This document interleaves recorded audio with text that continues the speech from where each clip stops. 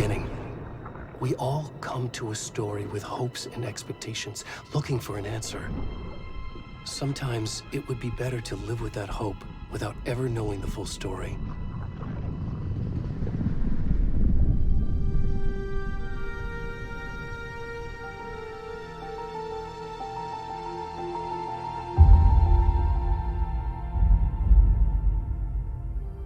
In a horror story, there are only victims and monsters.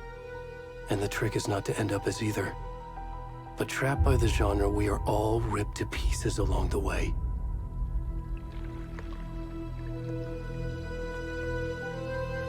This is not the story I hoped it would be. This is not the ending I wanted. This story will eat us alive. This story is a monster. And monsters wear many faces.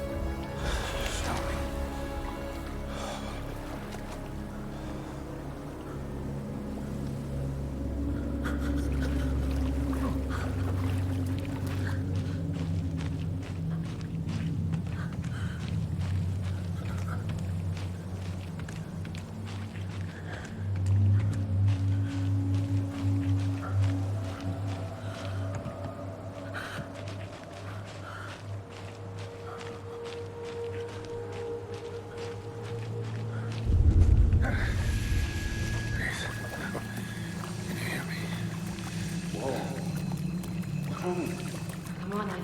We should go. Oh, where'd he go?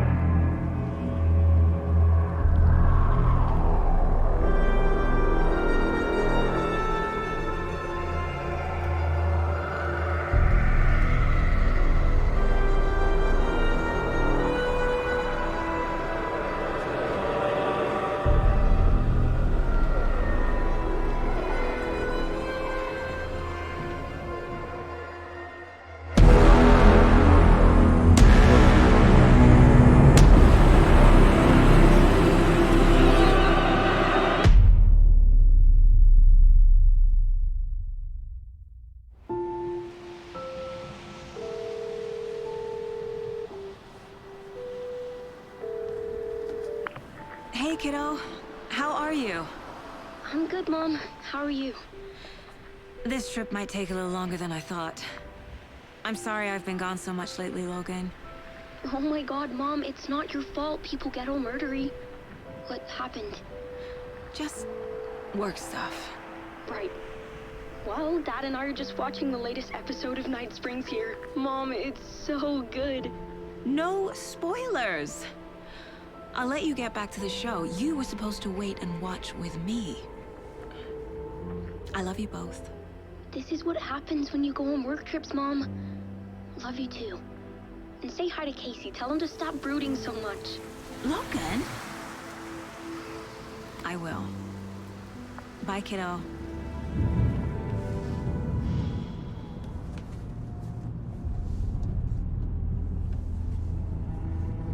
Logan thinks you should try cheering up. Snarky kid. Wonder where she gets that from.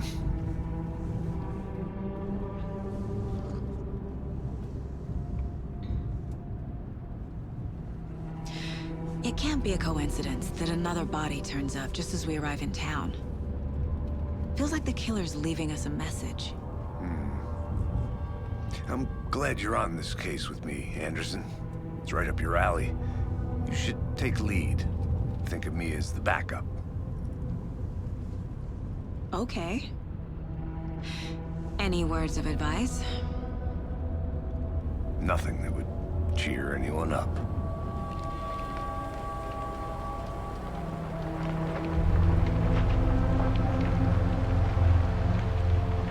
Here we are, Cauldron Lake. Time to get to work.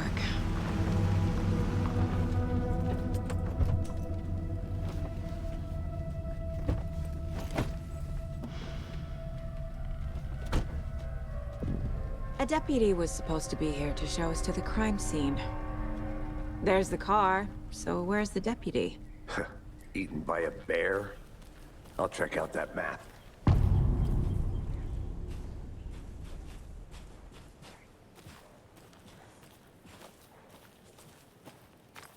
Worth memorizing before we get swallowed up by the trees.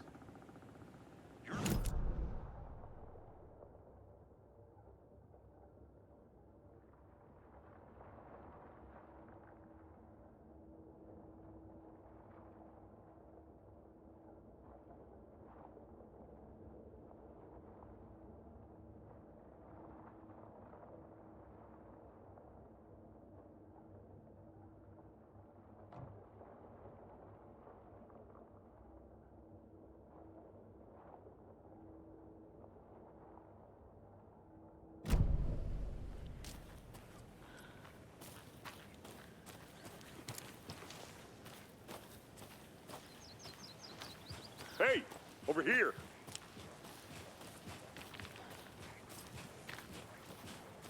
Hey there.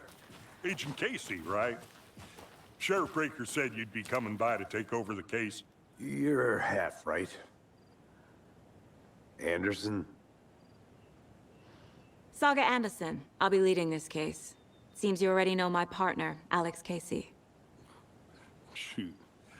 Sorry about that, ma'am. I'm Deputy Mulligan. I just figured that, you know, that, When are those damn feds gonna show up, Mulligan? The federal agent's right here, Thornton. My partner, Thornton, down at the crime scene. He's not what you call the sharpest axe in the shed. Right here? What do you mean? Are they with you? Oh, shit! They didn't hear me, did they?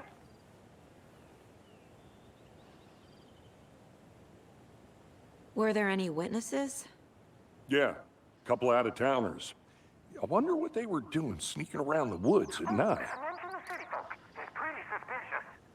Not that we have anything against city folk, right, Thornton? But don't worry. Sheriff Breaker took them back to town a while ago.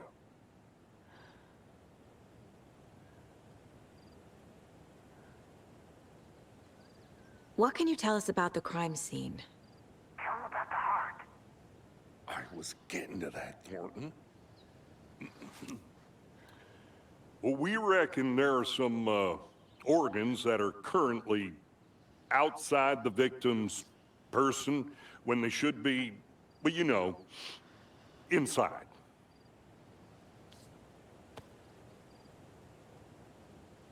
I want to see the body. How do we get there? Oh, sure, that's real simple. Just through the hole in the fence, down the hill towards the lake, around the old convenience store. You can't miss it.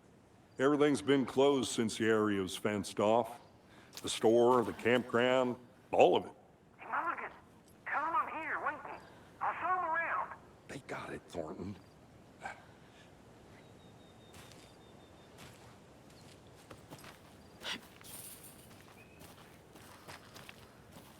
Before we get to the crime scene, there's time to review the facts of the case so far. Make sure I'm seeing the clues clearly.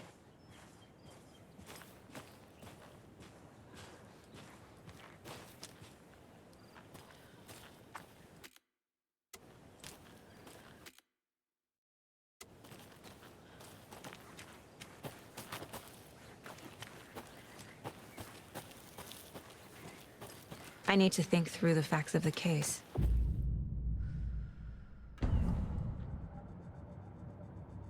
The Mind Place. My version of the Mind Palace technique. To sift through clues and work the case. Building the Mind Place again for each case. Using each field office as a model in my head. The facts are on the board. Everything we know about the previous murders. Worth taking another look.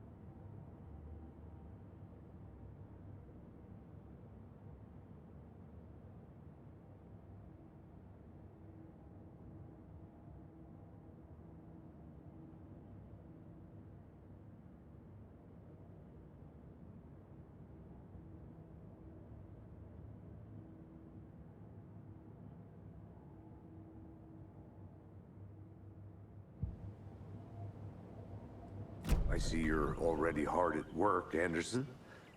Close to cracking it? We're just getting started. Let's head down the hill to the crime scene. Hey, Casey. You putting me in charge. Why now? Look, Anderson, you're a better detective than I am. You've cracked cases that had the rest of us baffled. I don't want to slow you down. Are you thinking of retiring? You know what happens to cops who say this is their last case. Mm-hmm.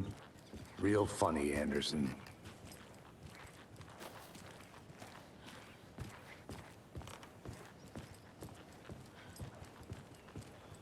Stairs are out. You okay to jump down? I'm not that old. Whoa.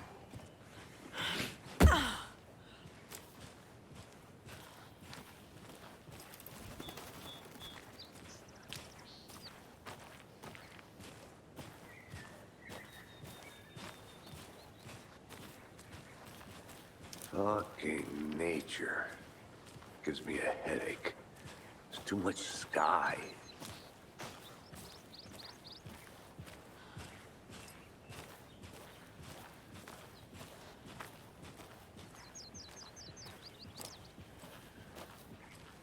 Not a bad place to get murdered. If getting back to nature is your thing.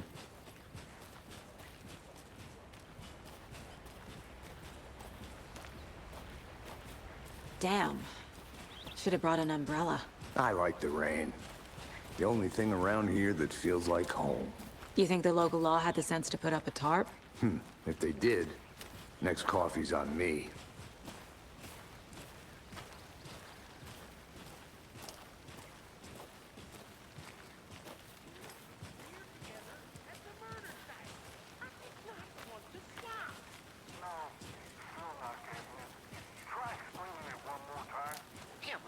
Can I make it, Mulligan?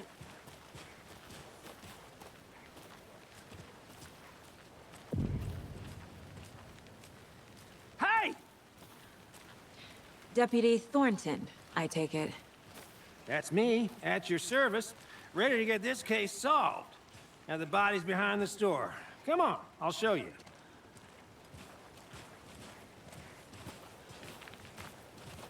So, FBI, huh? That's so cool. Hunting down psycho serial killers and shootouts with the mob. You forgot the UFO cover-ups. What? Those are real? You guys hiring? Thornton, he's joking. Let's just see this body, shall we?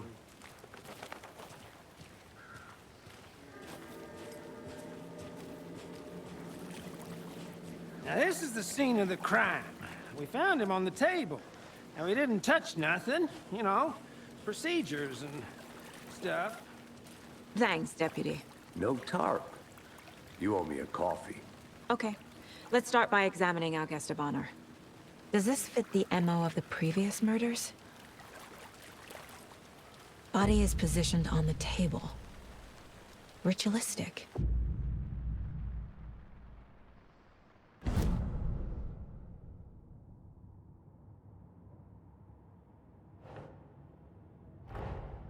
Another body turns up just as we arrive in town. Coincidence?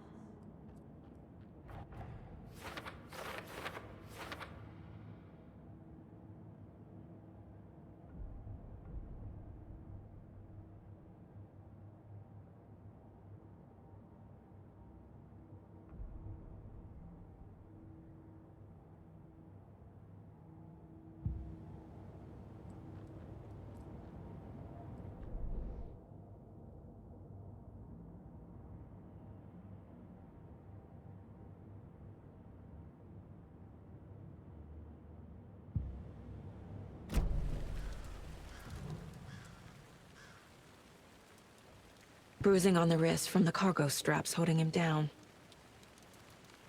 The killer left the heart right next to the body. Inside stab wound, chest cut open, heart removed.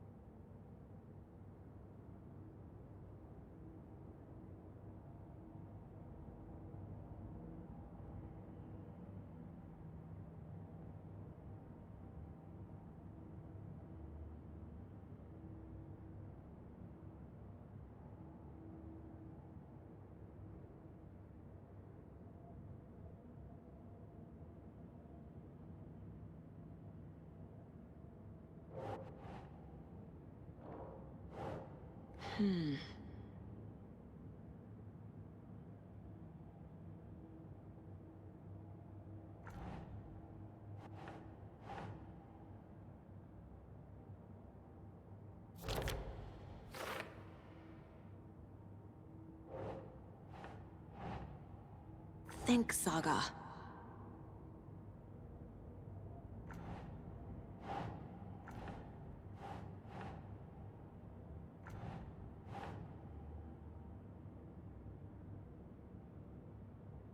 Makes sense.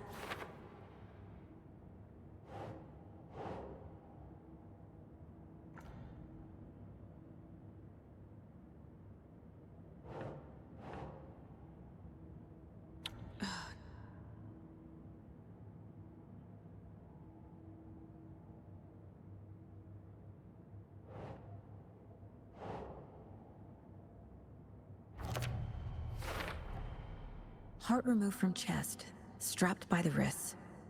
Definitely matches the previous murders. But this time the heart and the straps were left behind. More clues to work with. This makes 4 murders that we know about.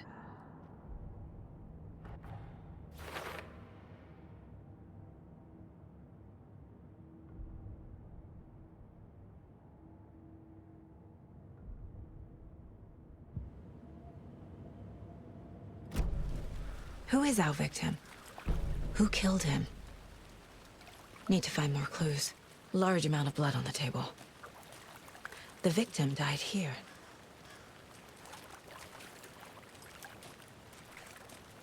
Multiple people were here. Multiple killers?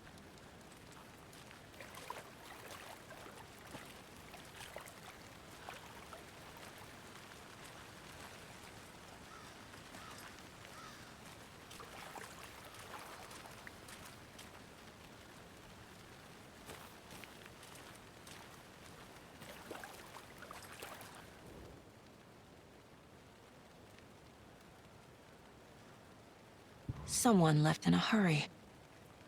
Knocked the tripod over. Was it for a camera?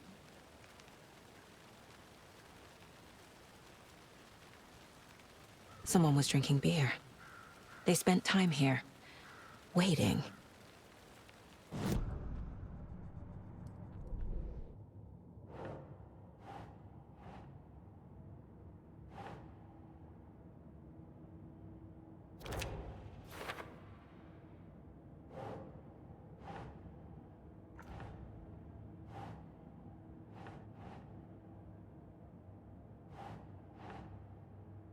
Think, Saga.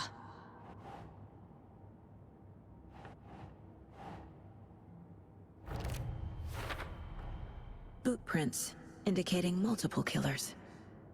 Quite the party.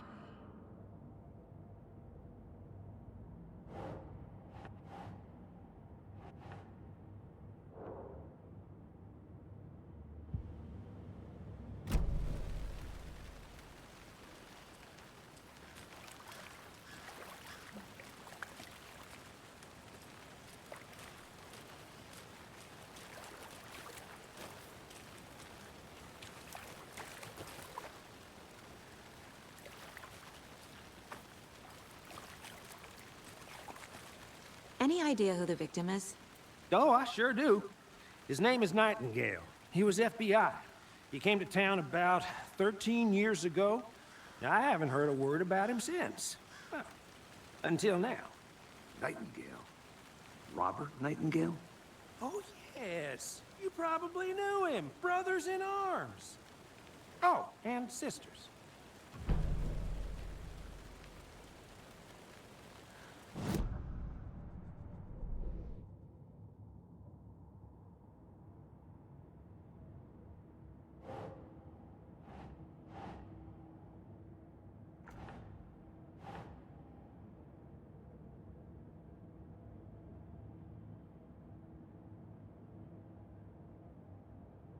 No.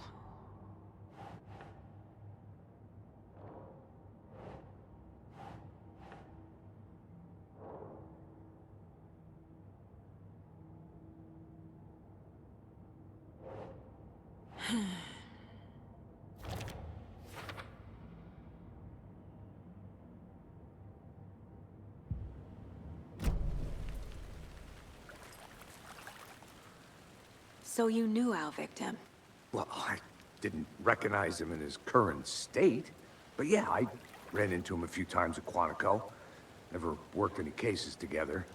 After his partner got killed in the field, he went off the deep end. Got the boot pretty quick after that.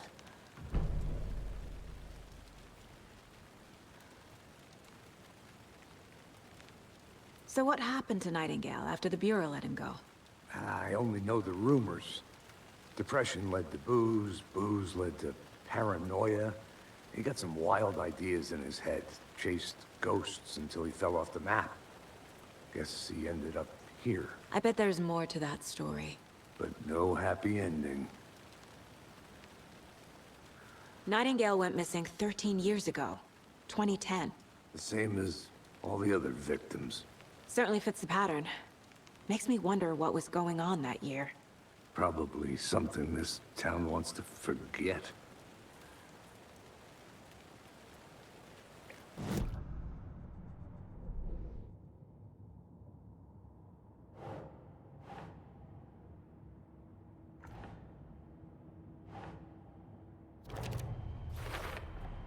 Robert Nightingale, ex-FBI, came to Bright Falls 13 years ago.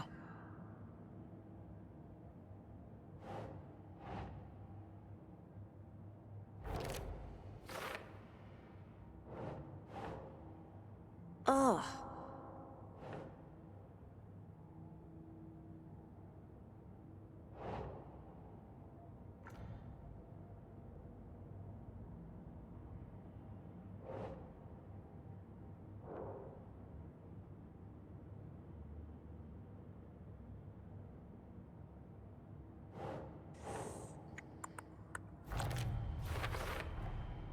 They planned for the murder to happen here, passing the time with equipment ready. They were waiting for him. But why Nightingale? He's been missing for 13 years. Why here? Why now?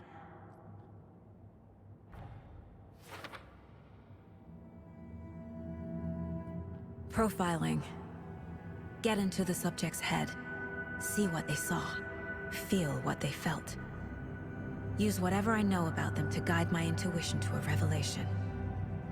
Piece it together.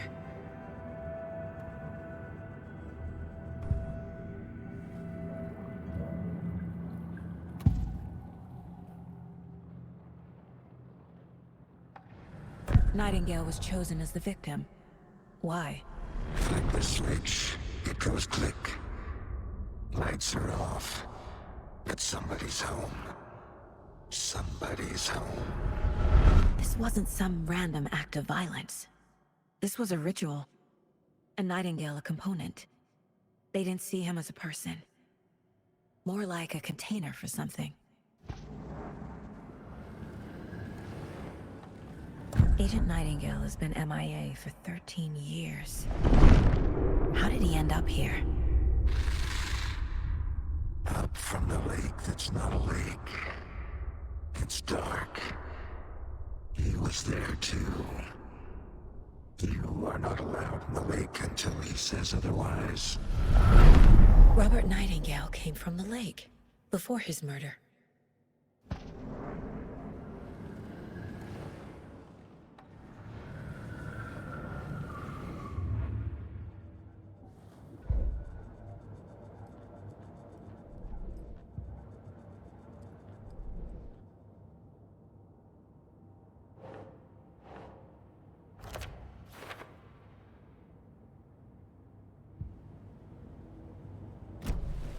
The lake is connected to Nightingale somehow. Casey, let's take a look down by the lake. Lead the way. Sounds good. This way, right? Right.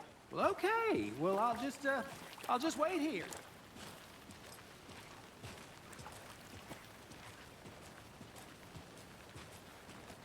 This one of your hunches, Anderson? Did something happen at the lake? I think Nightingale came up from that direction. From the lake. Probably looking for shelter. Safety. They were waiting for him. When you're ready, I'd love to hear what you put together so far. Sure. It's not that complicated. Nightingale was out in the woods alone at night, possibly nude. The killers knew he was here, ambushed him, dragged him to the campgrounds, strapped him to the table, cut his heart out. But then they were interrupted by those witnesses, the Bookers. The job is unfinished. That seems pretty complicated to me. What was this guy doing skinny dipping at this time of year? Haven't figured that part out yet. Lots of questions. Lots of answers for us to find. I didn't know trees got that big. Gives me the creeps. You need to get out more. It is kind of creepy, though.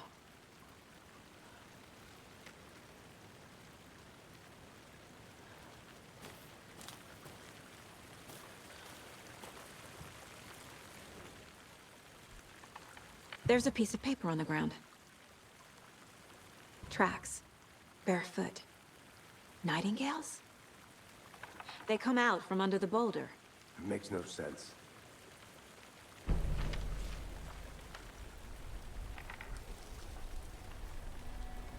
A page full of text on one side. Not a printout. Written with a typewriter. Old school. Lines scratched out and edits added with a pen. Like a manuscript. Page of a story. Killer left a message. It's for us. The text is about us. The victim was one of their own. FBI Special Agent Robert Nightingale. And then there was the page they found. The first step down into terrifying depths. Reading the words. These words felt like a message. Felt like a message. Someone knew they were here, someone playing a game with them. An invitation. How could they not accept, even if they knew it would end up hurting them?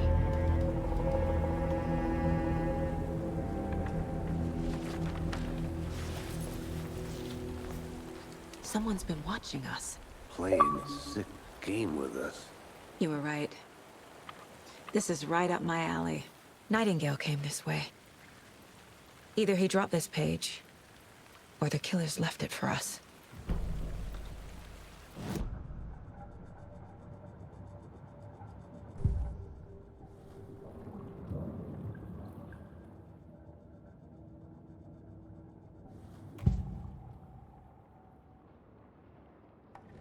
We found a page in the woods.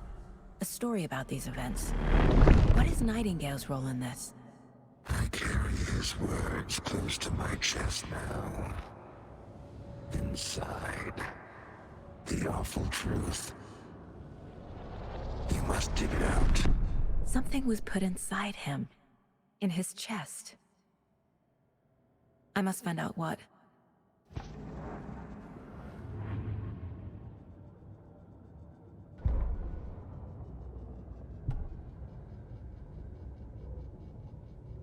The victim was one of their own.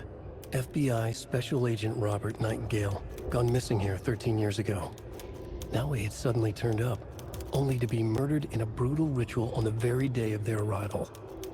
And then there was the page. This page, the first page that they had found, not the last. The first step down into terrifying depths. Secret truths trembling beyond the threshold. Reading the words, these words, felt like a message. Was a message. Someone knew they were here. What they were doing. Someone playing a game with them. Leading them on. An invitation. How could they not accept? The sheer audacity of this impossible mystery presented to them. Even if they knew it would end up hurting them.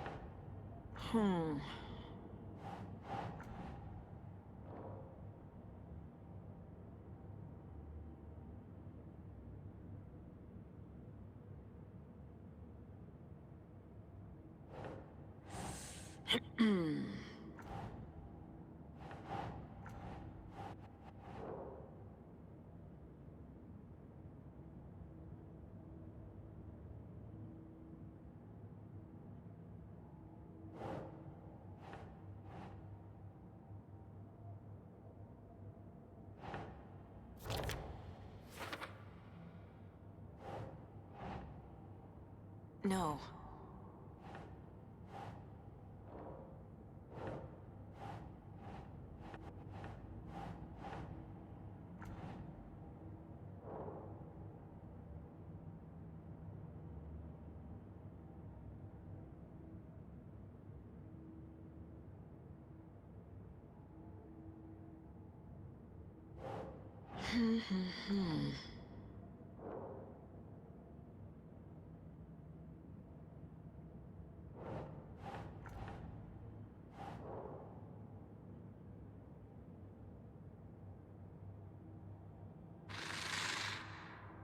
Up from the lake that's not a lake.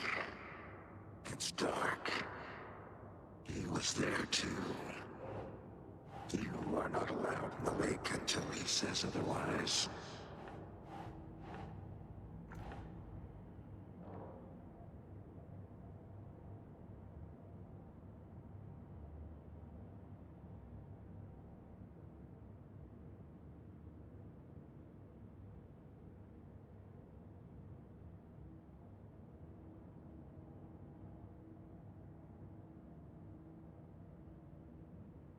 Well, I didn't recognize him in his current state. But yeah, I ran into him a few times at Quantico. Never worked any cases together. After his partner got killed in the field, he went off the deep end.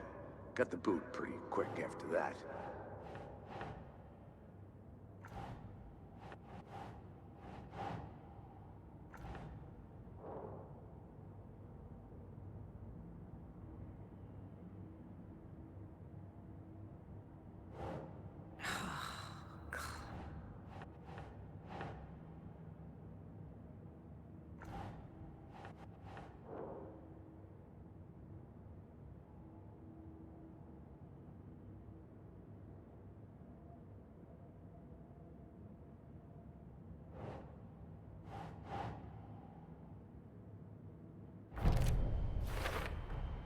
I think he came from the lake. But his tracks make no sense.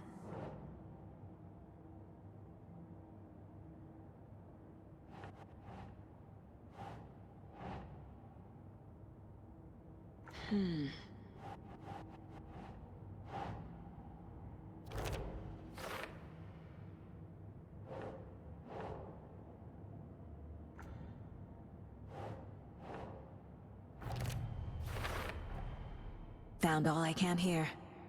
Time to properly examine the body. See what I can find inside.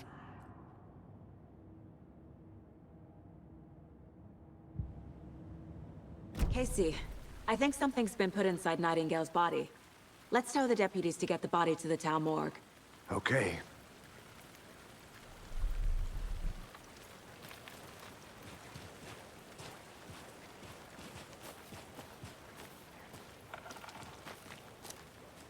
Whoever wrote that page made sure it read like a story. Like a scene from a thriller. I hate all of it. The text said we'd find more. I believe it. But what's the purpose? They're twisting events to create their own narrative. To do what? Entertain some fantasy? Projecting their desires? Are we characters or the audience? Witnesses to their design? All the above? It's all about control. Deciding what happens to who. Don't let it drag you in. Too late. I'm already hooked. I need the next chapter.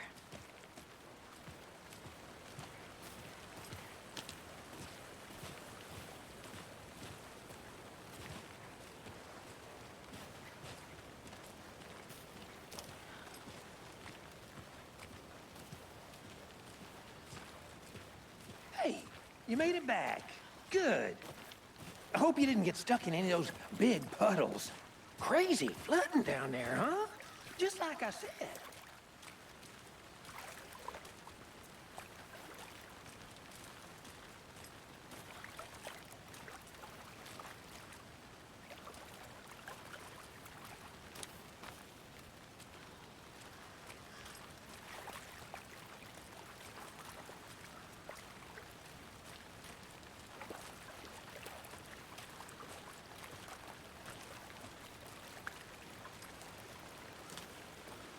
Deputy, I want the body taken back to town for a proper examination, ASAP.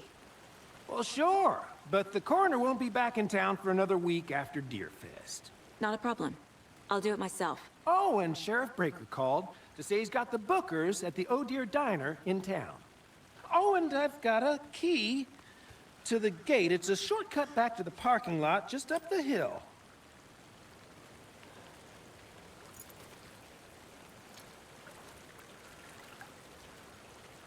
Thanks. Let's get the car, drive to Bright Falls, and talk to these witnesses, the Bookers. At the diner, right? I could use a cup of coffee. Let's try that shortcut the deputy mentioned. Sounds good.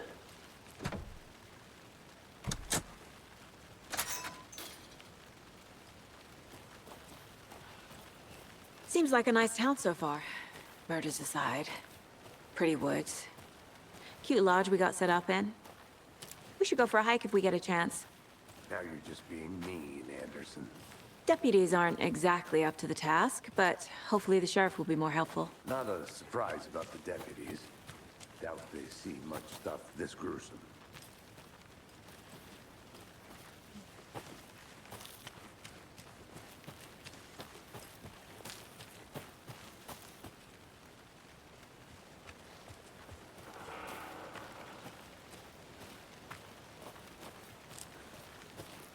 I'm gonna go check something out. Be right back. Got it.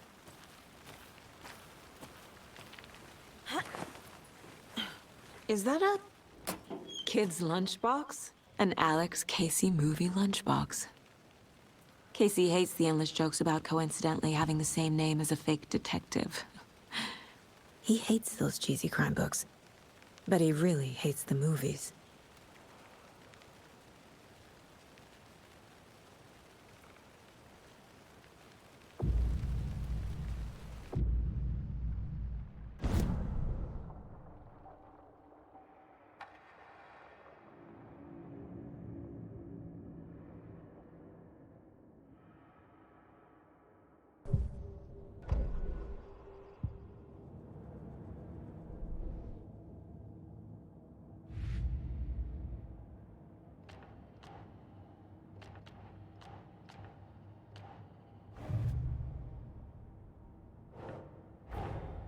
Finding a Casey movie lunchbox out here can't be a coincidence. Another message?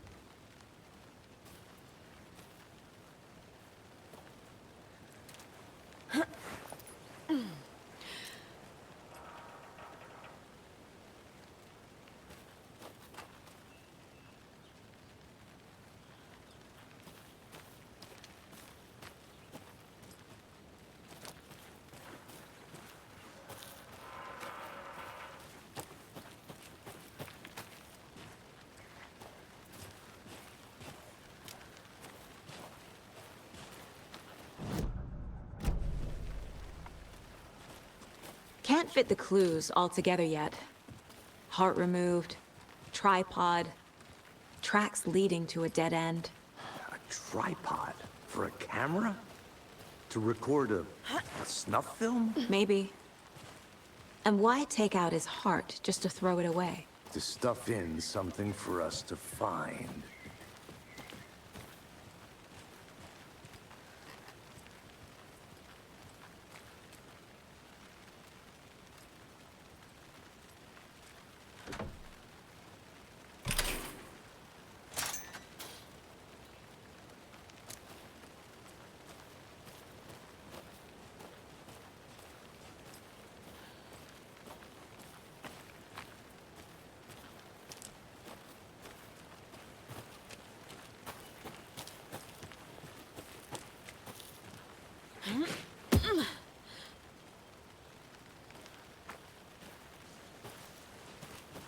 Here we are. Let's drive back to town and meet the sheriff at the diner.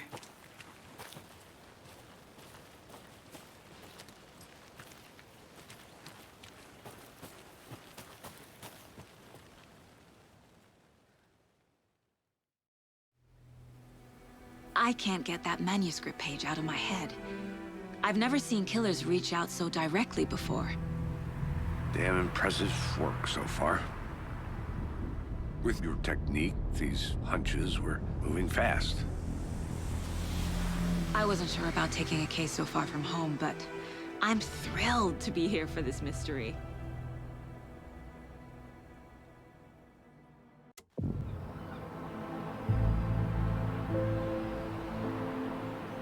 Need to swing by the lodge to get anything from the field office? No, I'm all set. I'll park there anyway. I want to walk to the diner, get a feel for the town.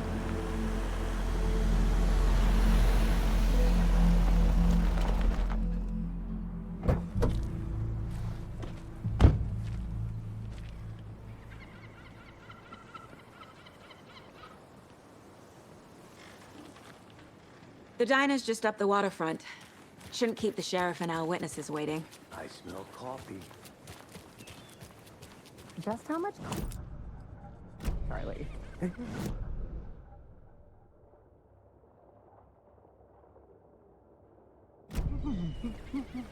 How much have you had? Not enough. That's how much. Never enough coffee. Oh, that rich, bittersweet nectar. Get it in Coffee World.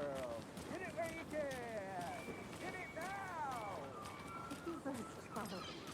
Not to toot my own horn, but I am pretty darn sure my dear. I mean, our You. float will be the belle of the ball in this year's Deer Fest. Just a few more days.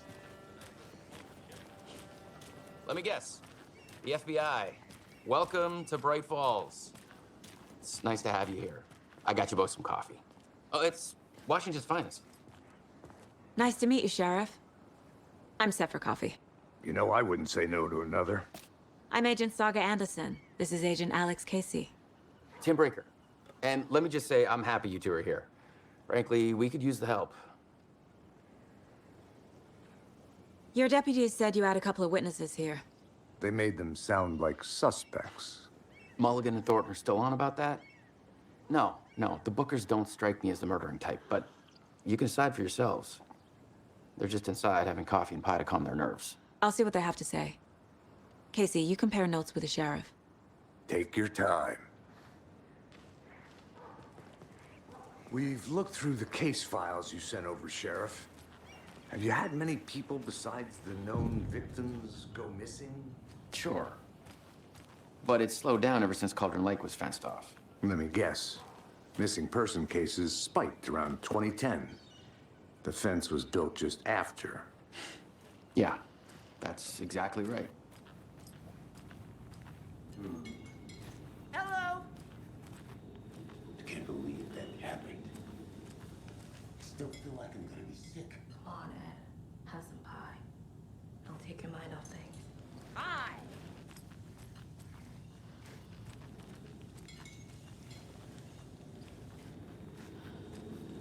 Hi.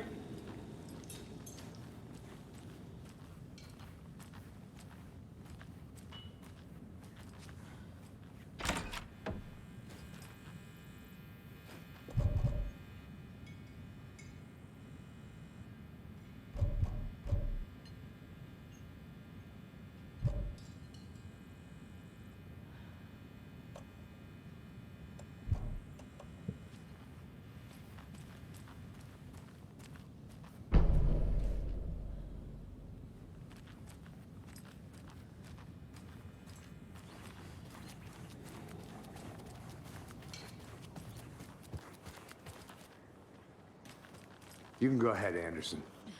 We'll be here.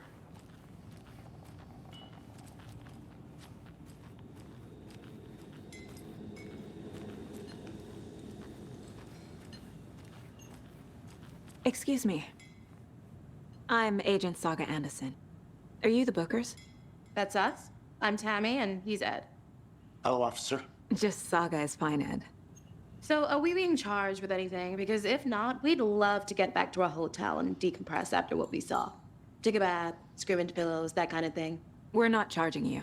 I just have a few questions. Nothing to stress about, okay?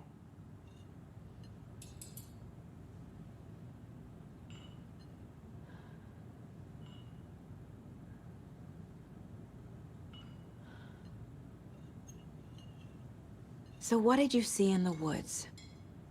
This naked dude came out of the lake, and he was acting crazy, shouting weird shit at us. He must have been on something.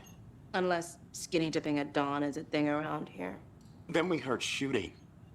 We ran into these psychos in deer masks. They were tearing into the naked guy with knives, like some kind of satanic cult. And then we bolted and called the cops.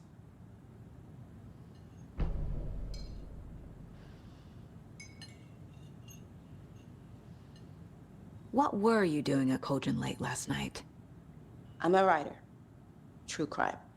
We're here from New York, doing some research on a famous novelist, Alan Wake, who went missing here. I was down at the lake, getting some details. Perfectly legal. What makes you say it was a cult? The masks and knives aren't enough. They were shouting, "Cult of the tree. The cult of the tree. Cult of the tree." Oh, and then we found her. The whole thing was terrifying. That's all.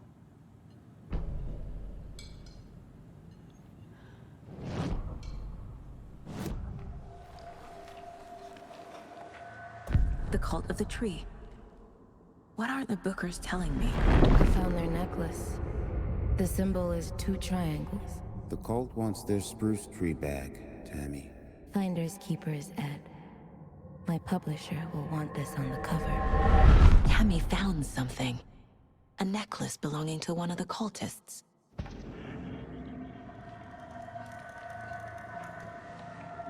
The Bookers were at Cauldron Lake. Why? The fence was built to hide what's there. They say the rider fell in the lake. Private party. No trespassing. My book has questions. Past the bolt cutters. They broke in for the sake of Tammy's book. Nothing to do with the murder. They were telling the truth.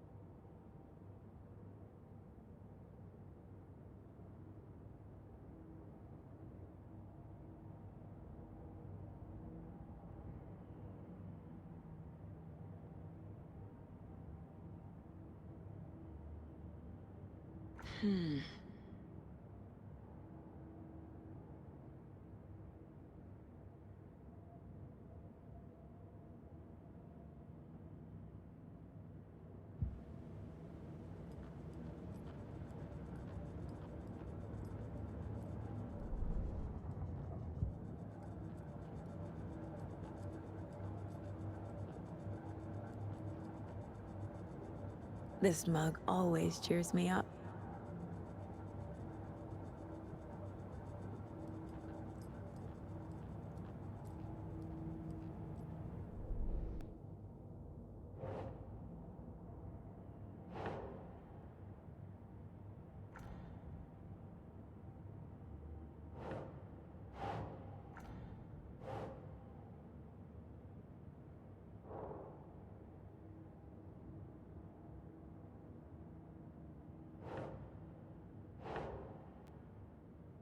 Nah.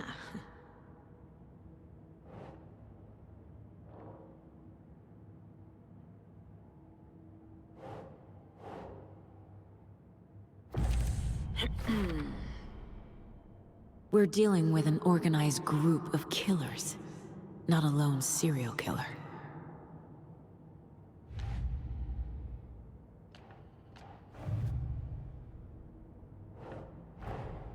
I need to know more about the Cult of the Tree if I'm going to shut them down.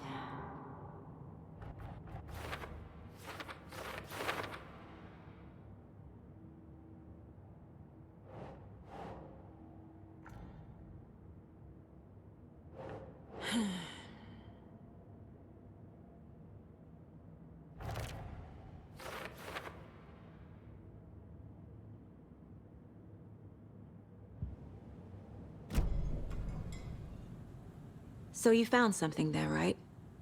A necklace these cultists may have dropped. Okay. Wow. How did you put that together? It's evidence. You need to hand it over. Okay. Told you not to keep that thing to me.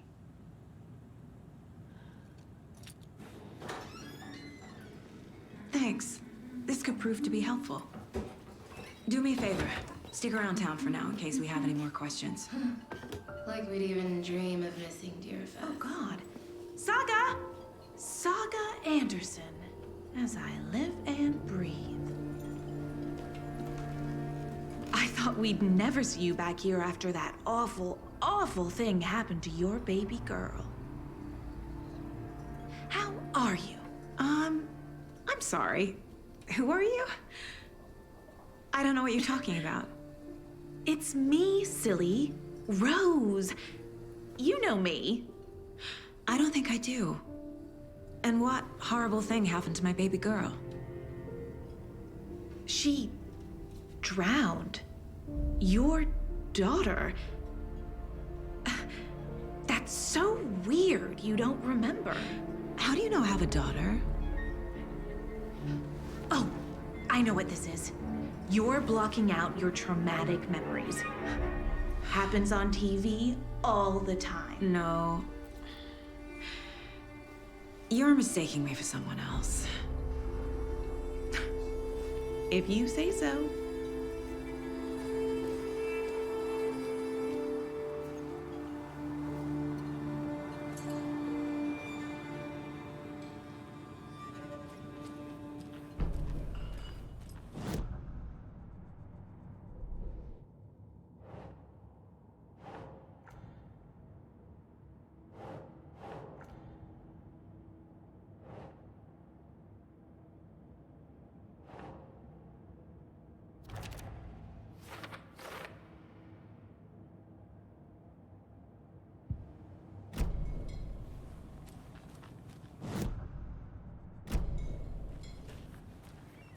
All set?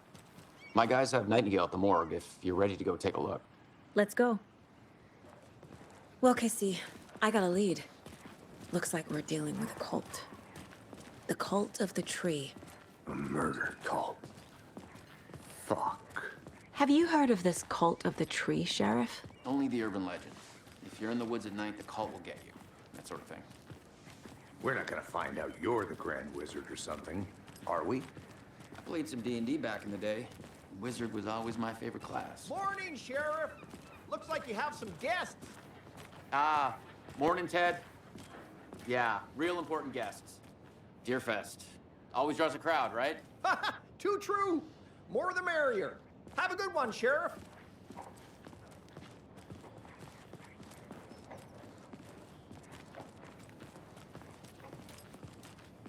Hey, what do you know about that waitress from the diner? Rose? Yeah, she's a bit of a space case. Always has been. Why? What'd she do now? She kept saying that my daughter drowned. She even knew my name. It was all very weird. Rose has a talent for saying the weirdest thing possible. But it's best not to take it personally.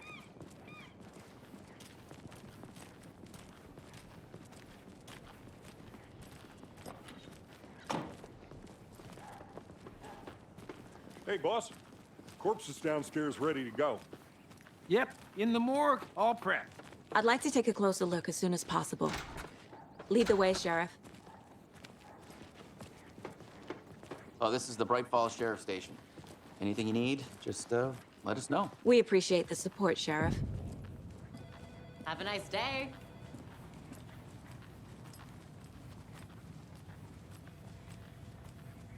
So we share a morgue with the funeral home next door. It's a shoestring budget. I guess you guys don't have that problem, though. Our only coroner rotates between a few other towns, and he's away this week, but you can handle this, right? I'm qualified to perform examinations. Yes.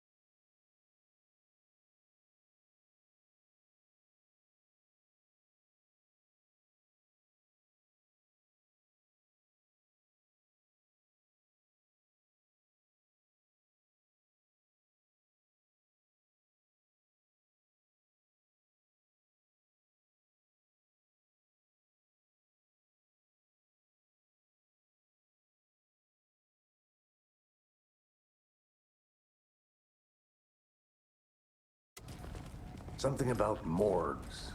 They always cheer me up. I can't say I feel the same. He's joking.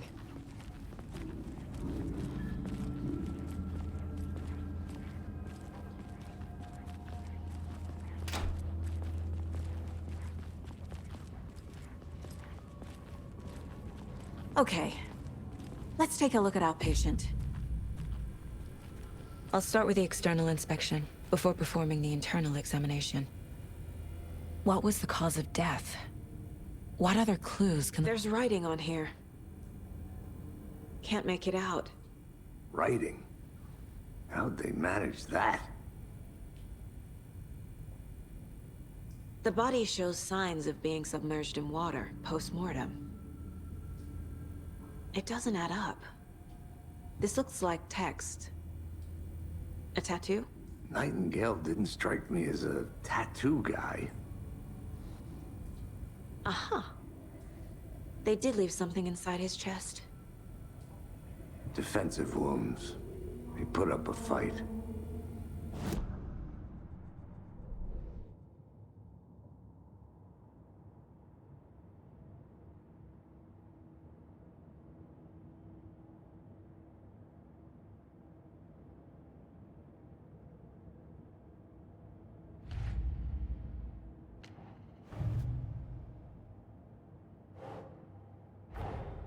Time to see what Nightingale's body can tell us.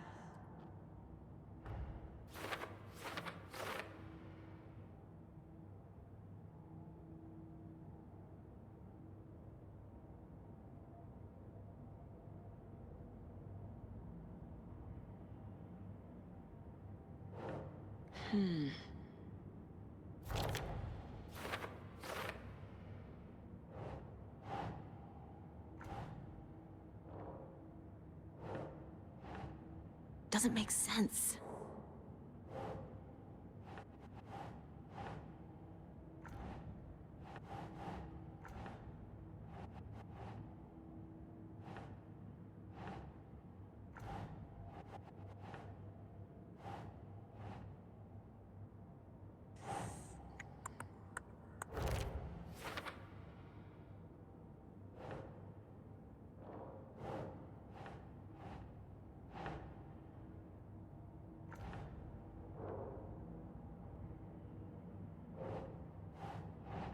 Nope.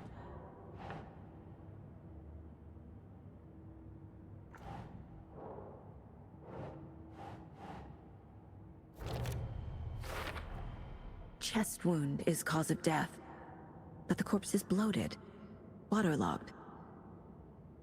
Doesn't add up.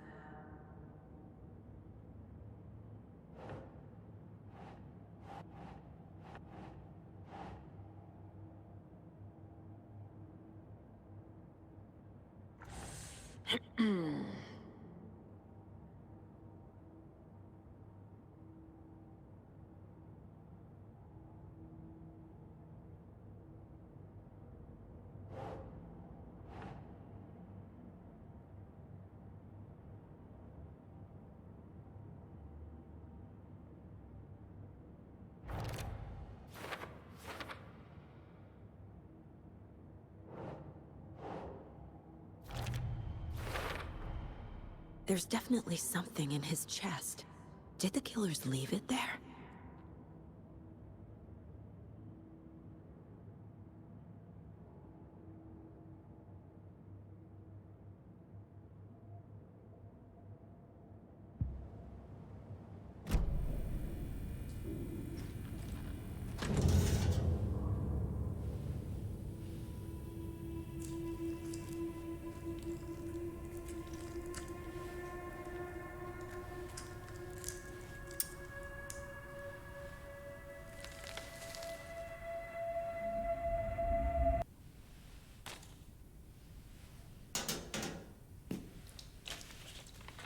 It's the same type of page we found at Cauldron Lake. Nightingale hunted Saga. Didn't see her. The Taken could not see into bright light. Light hurt them, made them vulnerable. Nightingale had no heart, but here he was, killing. Someone's created a fucked up fantasy about us. Hey, hold on. We found these kinds of pages. I didn't think they were relevant to this case. I have them right here.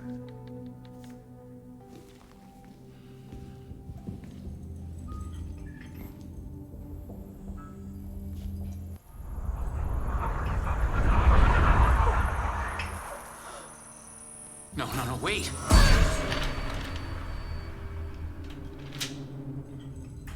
Sheriff? What the hell? Show me the clicker.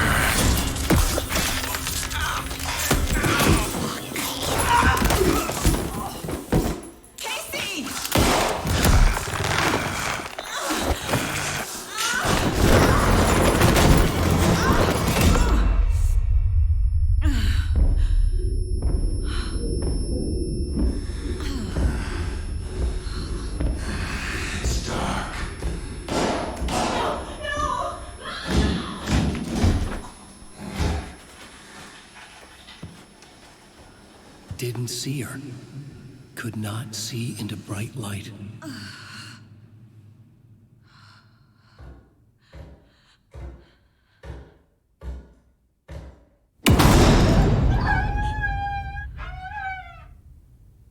I'll make you pay.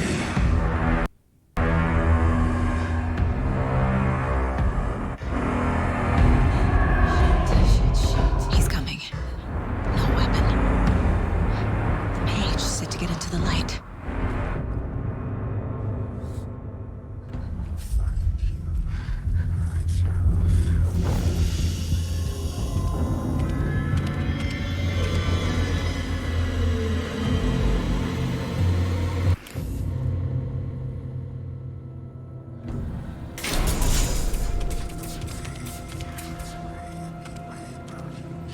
My gun's out in the hall.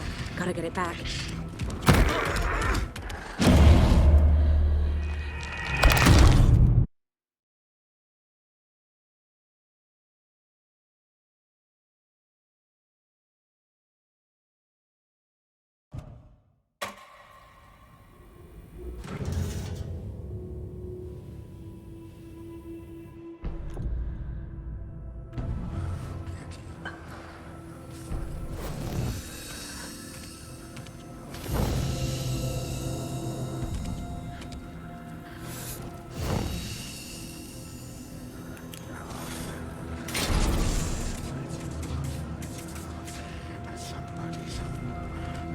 Must be locked from the other side. My gun's out in the hall. Gotta get it back.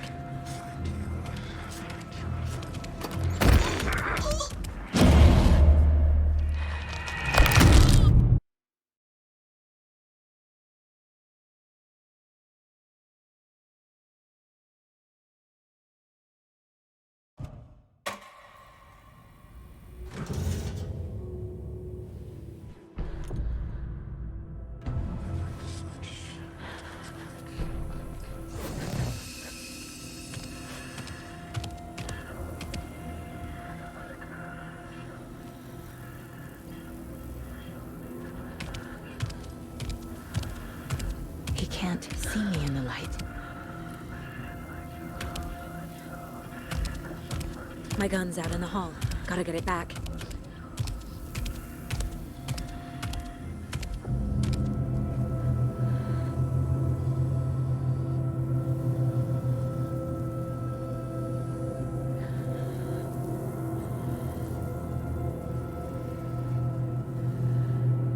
Gotta move. Now.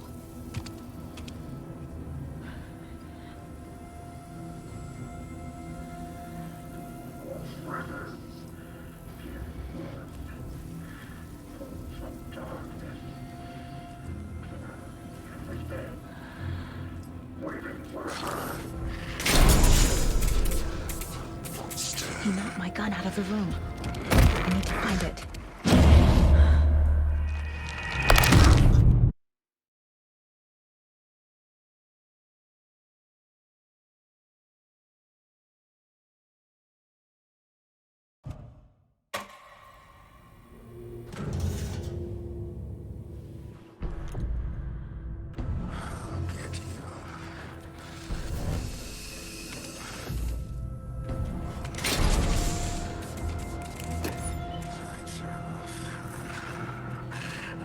Must be locked from the other side.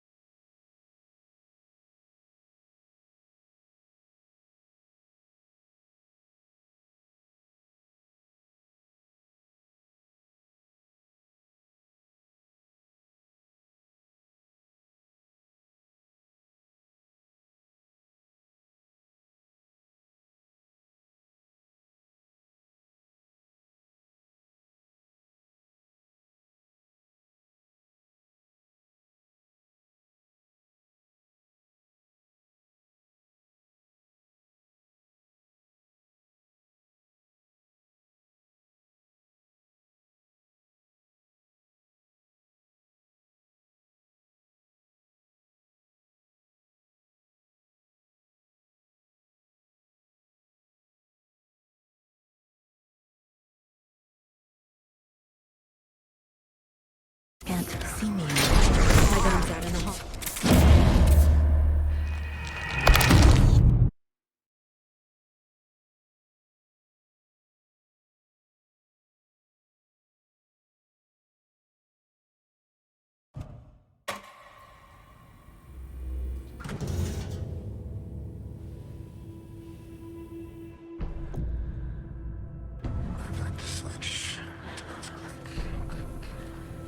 I need to get into the light. Now.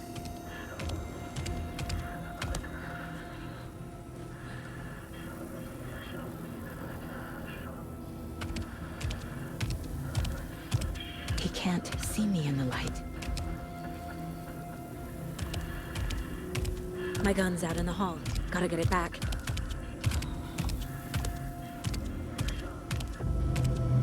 Go! Wasn't. Wait, anyway, you hear which? Get out of my... Inside.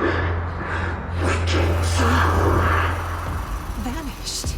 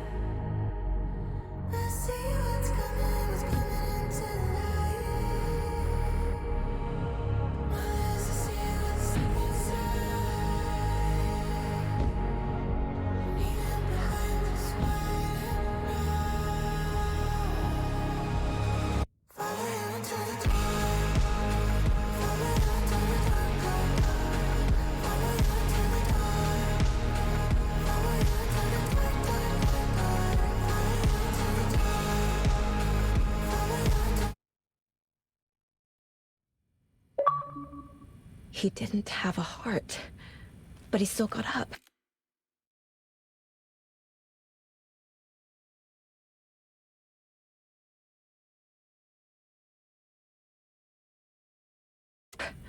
The page predicted all of it. It helped me fight him.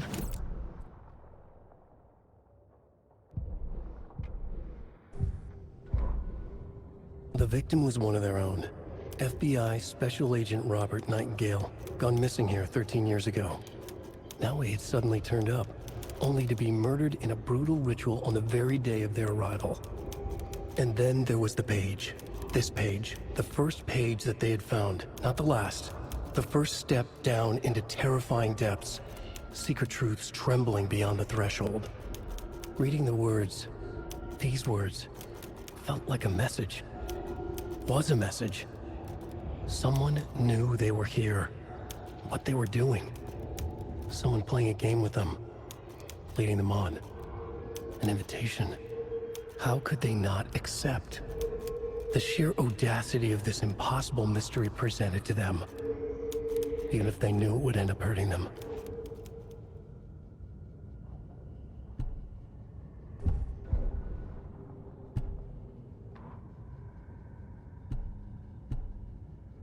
The autopsy room was a mess, like a bomb had gone off. Nightingale hunted Saga, didn't see her under the light, lurched past her. The Taken could not see into bright light. The light hurt them, hurt the darkness in them, made them vulnerable. I flick the switch, it goes click. Show me the clicker, lights are off, but somebody's home. Hemingway brought you here, witch. Get out of my house, Nightingale shouted. A wave of terror crashed through Saga's head. The awful truth. Nightingale had no heart in his chest, but here he was, killing a monster. The world had lurched out of balance. You found yourself trapped on the far side of the mirror.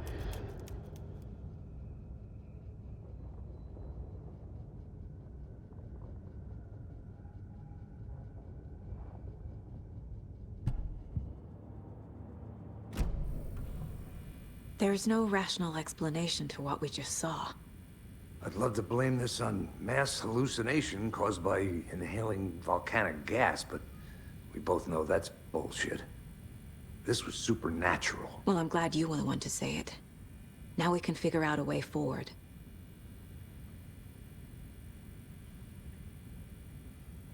Right before things got crazy, Sheriff Breaker just vanished. Maybe the sheriff knew more than he was letting on. He seemed anxious, like he dreaded what was coming. One more mystery. The victim of a ritualistic murder turns into a monster.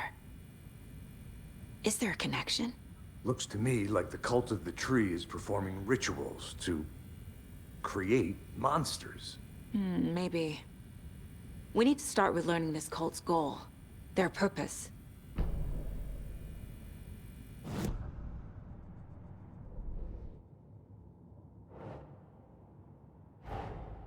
A dead man turned into a monster. Light as a way to fight him. Pages predicting the future. There's no rational explanation. This is the case we must solve.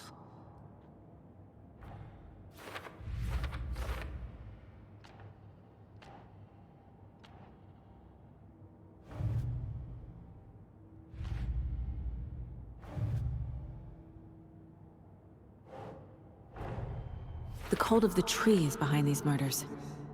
This case just became much more complicated.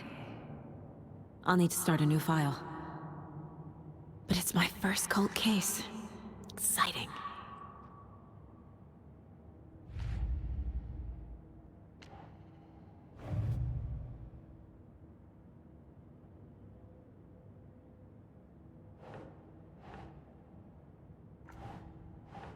Doesn't look right.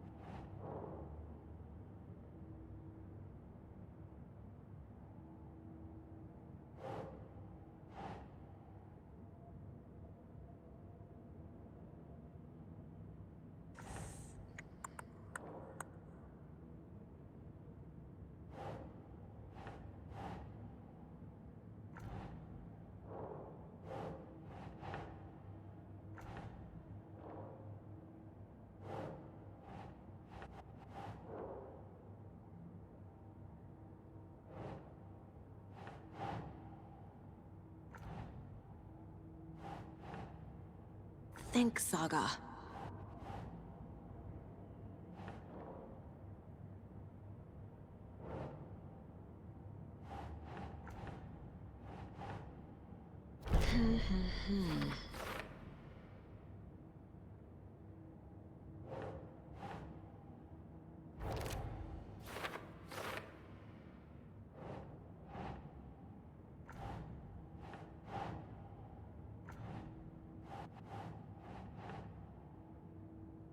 Think.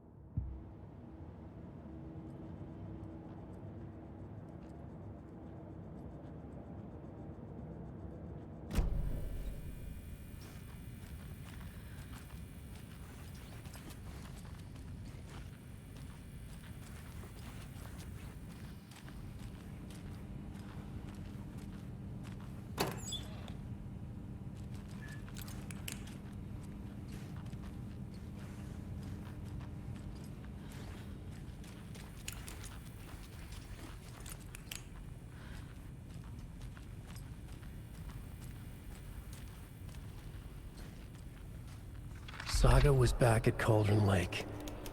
Saga had to pursue Nightingale into the overlap. Finding a way in would be difficult. A ritual. Saga would learn how. Stop the monster.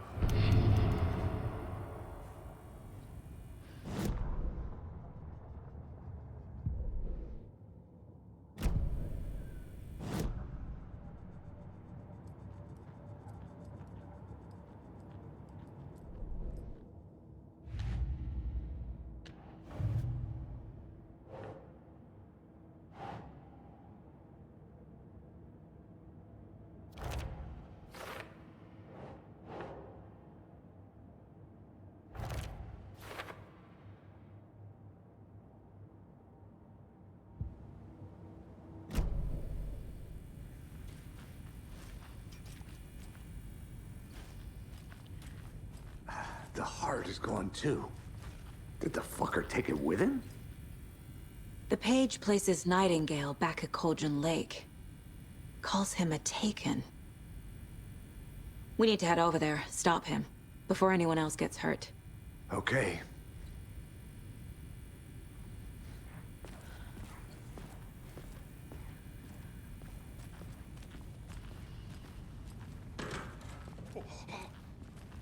We heard gunshots. Y'all okay? Did you get spooked by the bodies?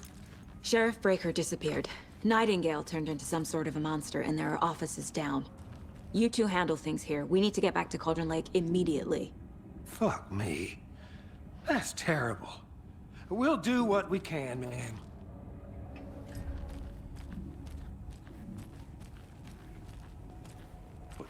That's crazy, right, Thornton? Nightingale's heart was missing. How could he do anything?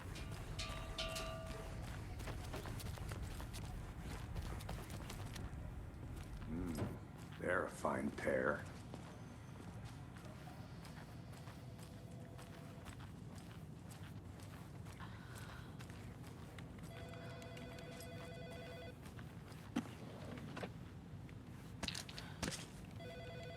My client has been held here long enough. Are you gonna let me speak to them or not? Just a moment, ma'am. Someone will be right with you.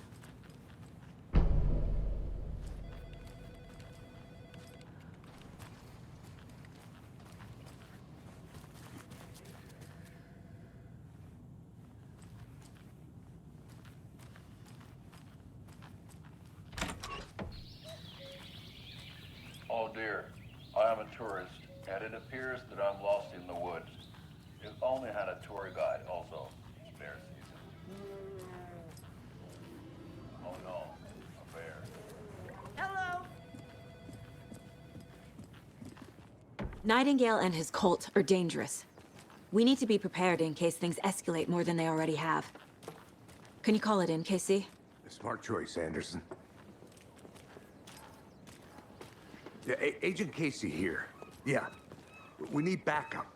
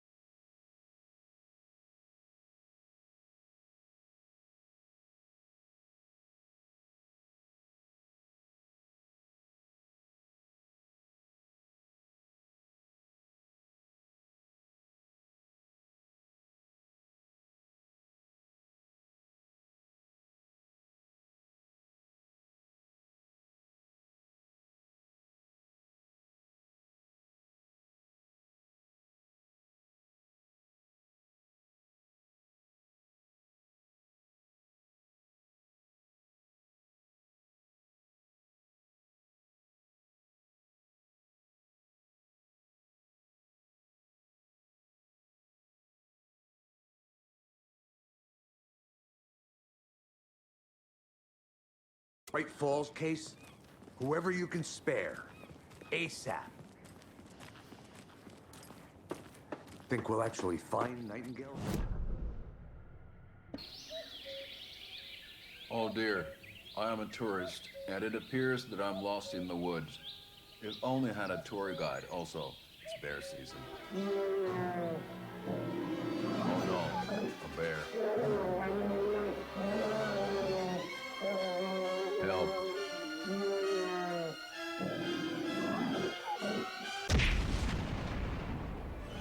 Did somebody call for a tour guide? Oh wow, Koskela Brothers Adventure Tours. Unforgettable tour experiences at affordable prices. That's right. I'm Ilmo Koskela, voted best coffee roaster / tour guide by Coffee World magazine, and I'm here to give you the tour of a lifetime.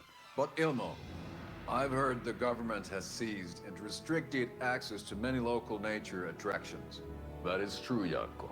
Many local attractions have recently become fenced off by the government, and that's why at Koskela Brothers Adventure Tours, we say, fuck the government. We have bolt cutters. Oh, wow. You think of everything. And we'll take you anywhere. Hiking through the scenic Elderwood National Park. Fishing in the crystal clear waters of Bright Falls Dam.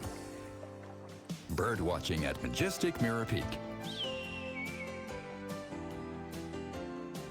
The tour of a lifetime is just one phone call away. Book now to get a 9% discount on this limited edition Oh Dear Diner coffee thermos.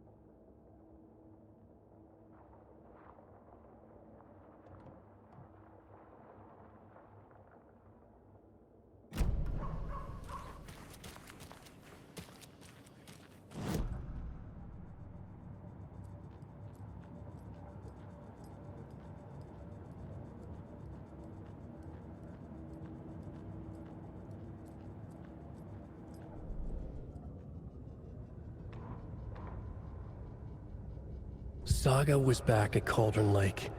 He was there too, Nightingale. Was, but wasn't a Taken, a creature of darkness. He was beyond her reach, where some other strange reality, the Dark Place, merged with ours. This place and the Dark Place, a tarp thrown over top, drowning everything beneath it, a flood of darkness, soaking into everything, spoiling it, rotting it. The page called this area an overlap. Saga had to pursue Nightingale into the overlap. Finding a way in would be difficult, required precise steps, a ritual. Saga would learn how. Stop the monster before he killed again. Her job, he'd be inside, waiting for her.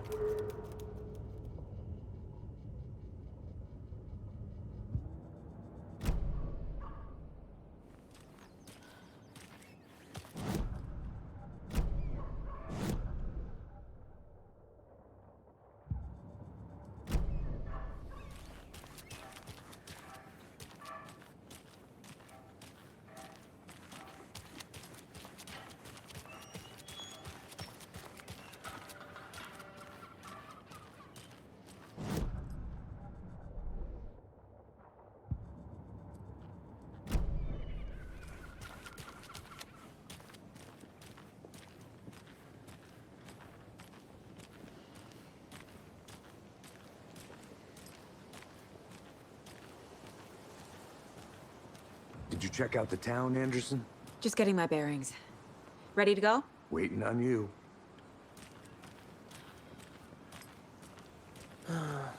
Rinse and repeat. Clock out, get a beer.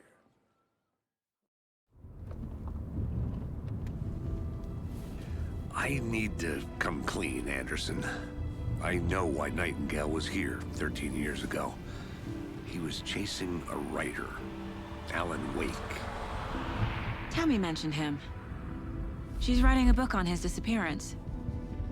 You know the detective character from his books, Alex Casey. Yeah, I've heard the jokes at the office. Cold case Casey. Murder case Casey. Sorry. Ha. It's the same name, similar job. It's the first thing anyone thinks of. It annoyed me, but that was it. Then, 10 years ago, I started getting strange letters in the mail. Fragments of prose describing murders. You've heard the stories about what happened in New York. Some of it, at least. Bodies started to pile up. It was a murder cult. Turns out the fragments sent to me were from the crime books of Alan Wake. The cult was copycatting the murders from the books. In their heads, they were performing a ritual to bring Wake back. Their imagined prophet. After that case, I started looking into Wake's disappearance on the side. And you thought this case might be connected to him? His name does keep popping up. I just wanted you to have all the facts. Next time, give them to me before we find ourselves in the middle of a horror story.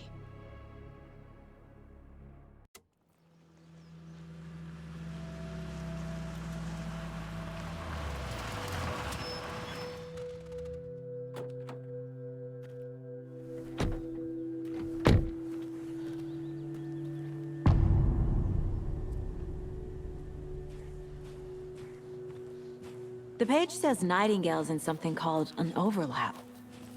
Need to figure out exactly what that means. I'm happy I'm not in charge of this mess. Thanks. Let's start looking for Nightingale where he was killed. The writer of these pages knows what will happen. Because they're behind this, or because they can see what's coming. Impossible things are happening here. A world operating on different rules. I need to understand this strange logic. To see the clues. To solve the case.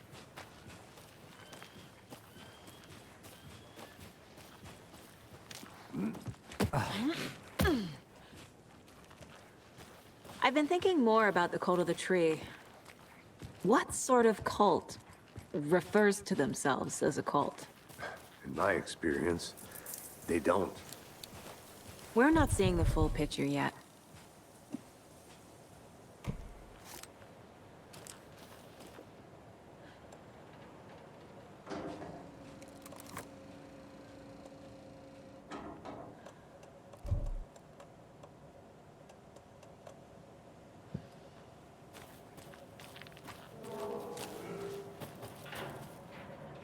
Hey, hello there. How are you folks doing? Those restricted area signs don't do a damn thing, huh? Hello. Saga Anderson. Are you two supposed to be here? I'm Ilmo Koskela. Fantastic to meet you. And yes, Stephen here hired me to show him through the woods. He's in town on important government business. Fixing this impressive piece of hardware. I work for the FBC, man. I'm authorized to be here. And I bet you two are here about that murder. Nasty stuff. How's it going?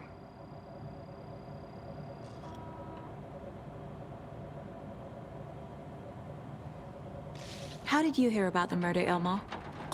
Do you know anything that could help us? People tend to tell me things. The Koskela brothers are kind of a household name around here. Speaking of, if you're looking for some fun, stop by Watery. Just down the road from Bright Falls, there's our Coffee World amusement park. There's sauna ja vihta. And we offer a variety of guided tours, hunting, fishing, hiking, whatever strikes your fancy. You name it, we probably got it. What is this thing? It's just a monitoring station, ma'am. The Federal Bureau of Control checks volcanic activity and air toxicity levels.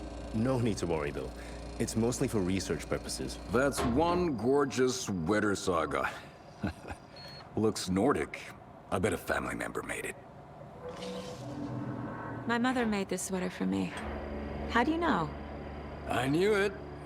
My mom used to knit those sweaters for me and my brother. Watery, my hometown, was founded by Finnish immigrants. So between your name and the sweater, I figured your family might be from Finland too. Suomi, Finland.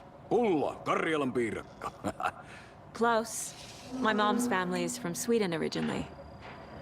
I don't know much about them beyond that. The sweater is just something to remember her by. Stephen, we're investigating a murder that occurred nearby. What can you tell me about your bureau? Nothing that isn't classified, I'm afraid. But I don't know anything about a murder.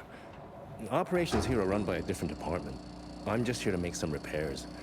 The wiring on this thing frays every couple months. Yep, that's the raccoons. They grow real big here with teeth like you wouldn't believe. Can't gnaw right through a garbage can. That's all I've got for the moment.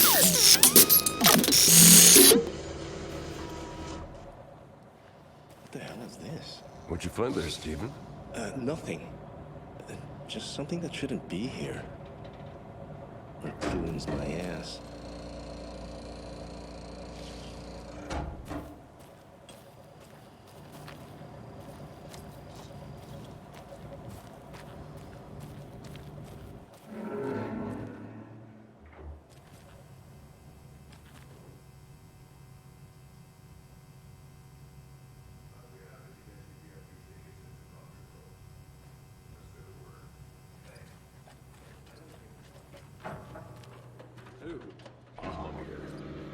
Now we're talking.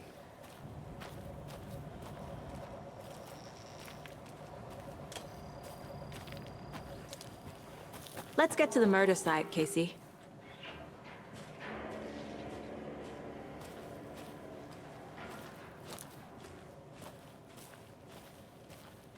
A lot of things about this case keep bothering me.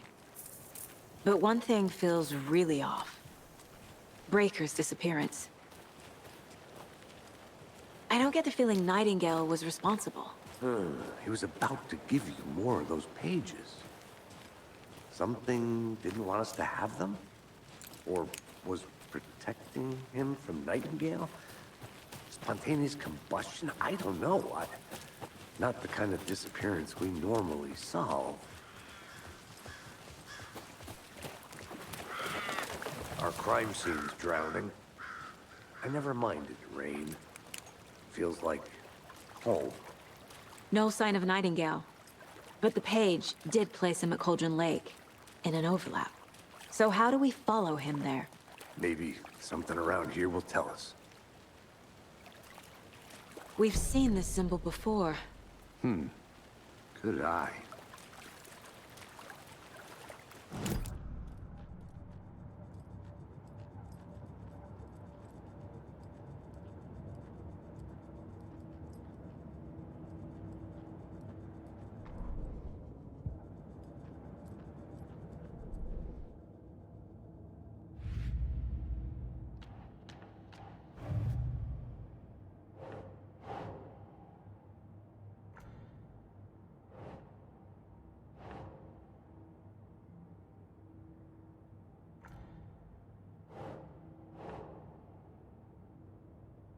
Ugh.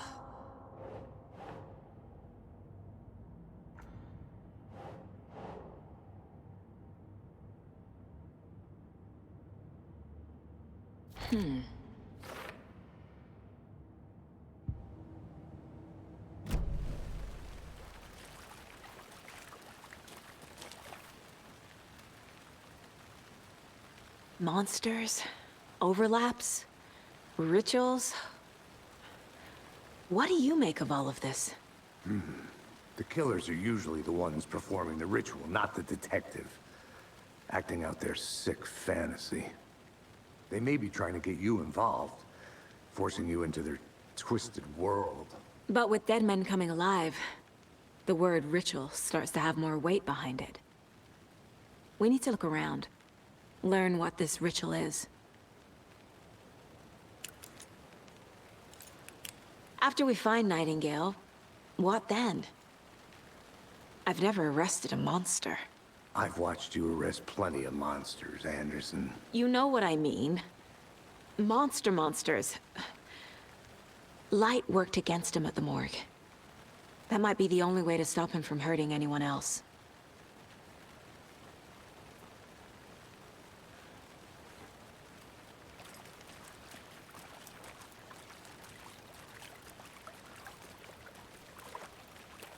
Bare feet. Nightingale. I'll see where these footprints lead. Can you comb through the crime scene one more time, KC? Just in case? On it. If anything comes up, I'll radio you.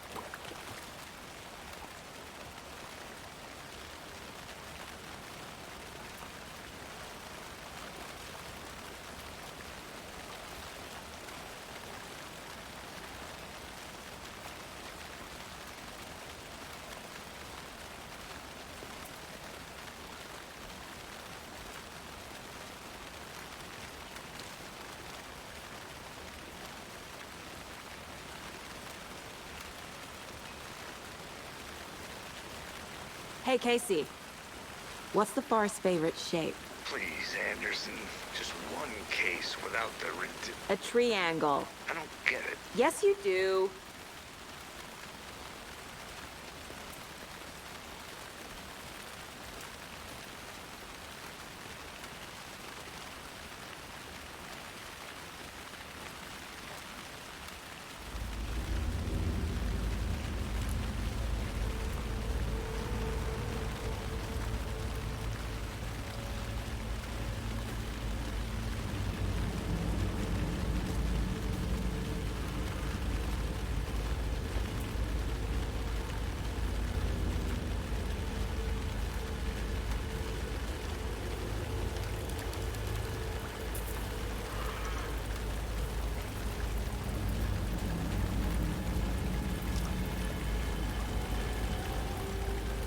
The tracks lead into the water.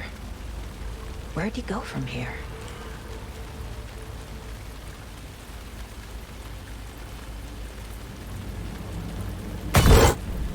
I can feel something. Nightingale isn't far. I know Nightingale is somewhere around Cauldron Lake.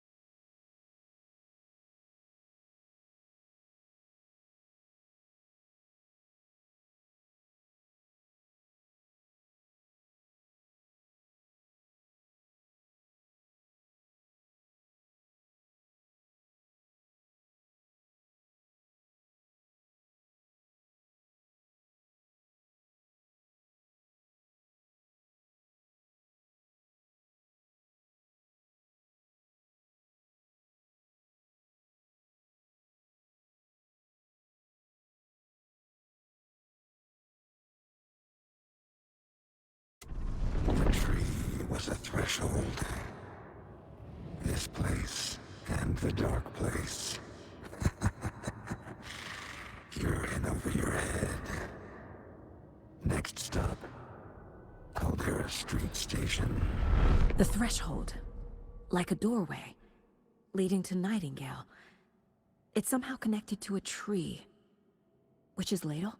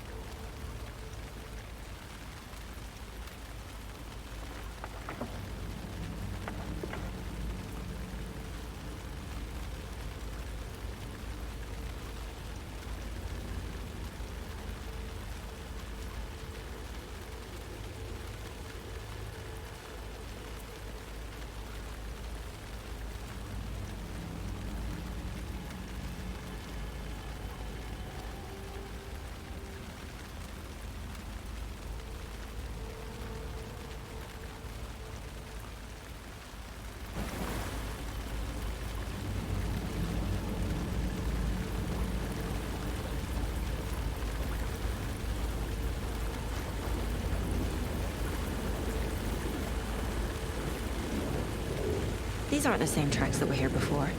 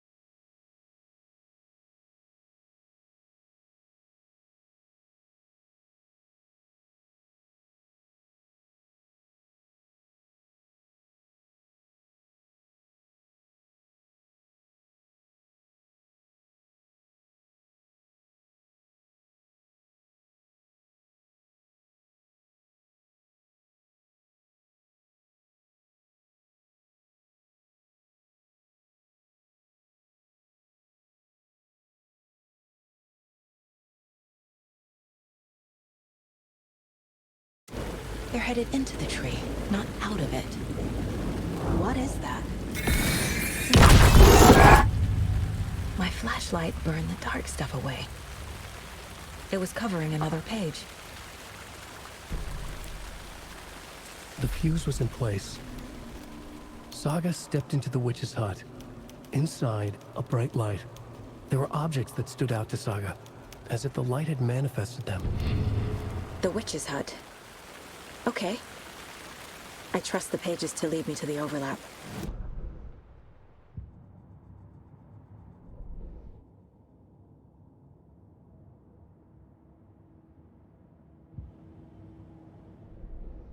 The tree was a threshold. This place and the dark place. Is Witch's Ladle the doorway into the overlap? If so, that's where I'll find Nightingale.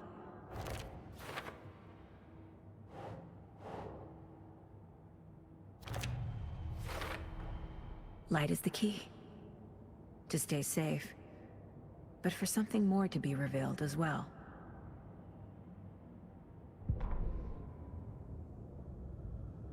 The fuse was in place. She found it among the junk in the forest. Saga stepped inside the witch's hut. Something rushed through her. A presence. Familiar. She couldn't quite place it. Something long forgotten. She tried to hold on to it, but it was already gone. Inside, a bright light. Saga felt safe. Like nothing could hurt her here.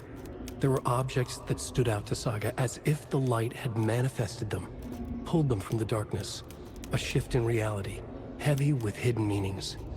A coffee thermos, a shoebox, a mop and a bucket, a poster on the wall, and in the cabinet, another manuscript page.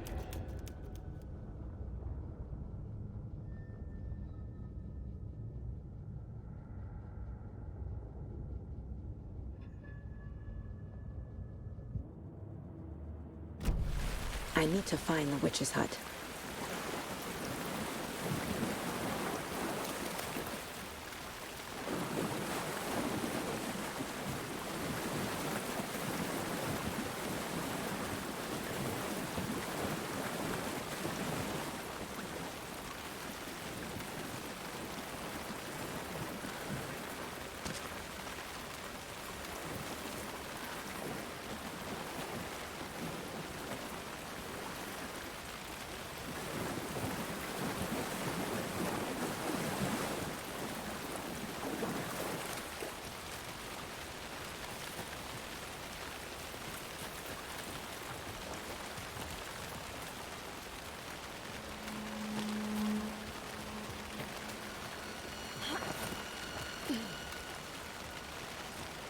This is the witch's hut.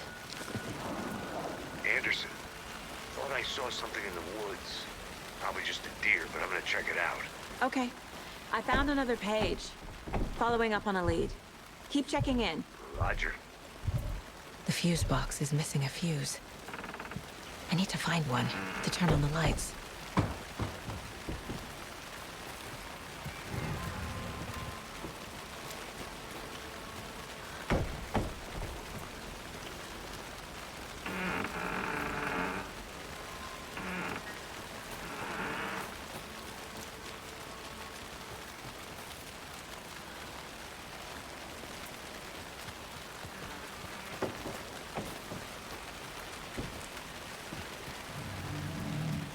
This fuse is busted.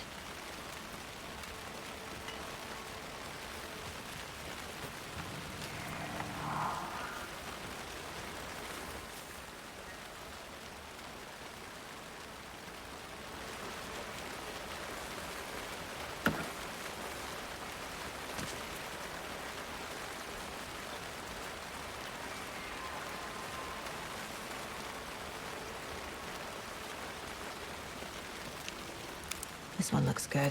People should really stop littering, though. A lunchbox again. Who's leaving these out here?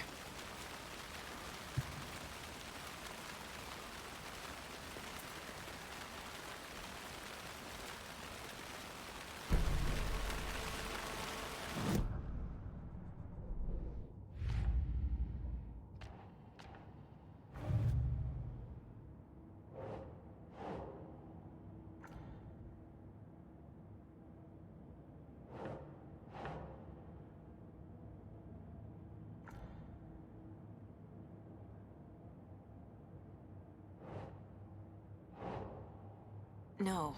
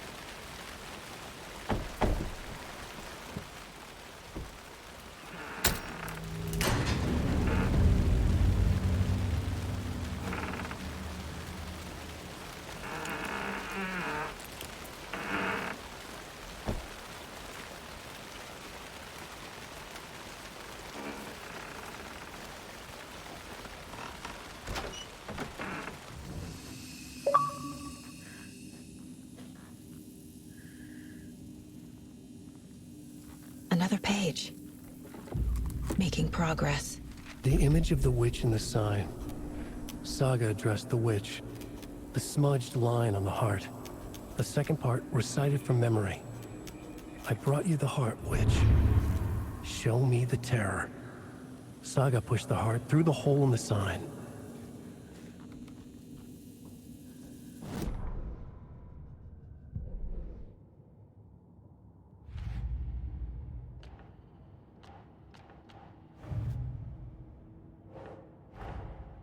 The page from the witch's hut seems to be describing some kind of ritual.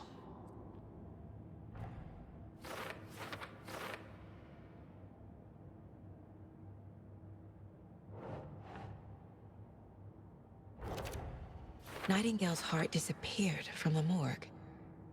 Where is it now?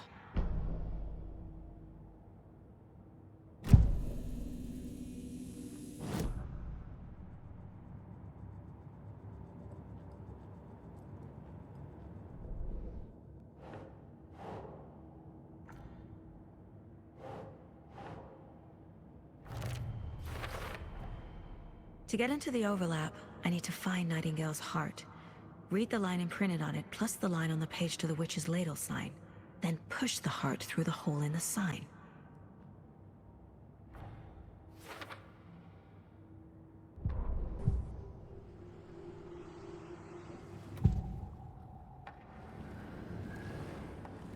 I need Nightingale's heart to get to the overlap.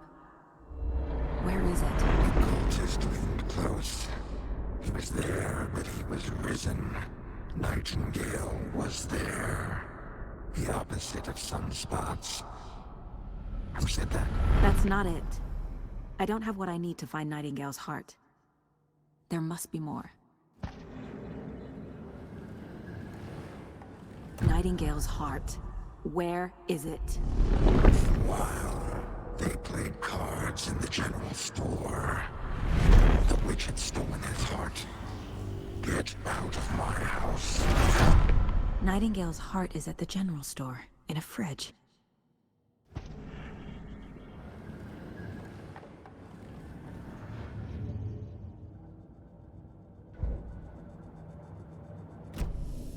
I need to check the general store for the heart. Casey!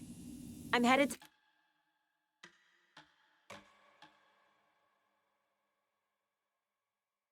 to the general store. I think I know how to get into the overlap. Roger that. I followed some ATV tracks in the woods and got a bit turned around. Did you get lost? I've only been lost once in my life, Anderson.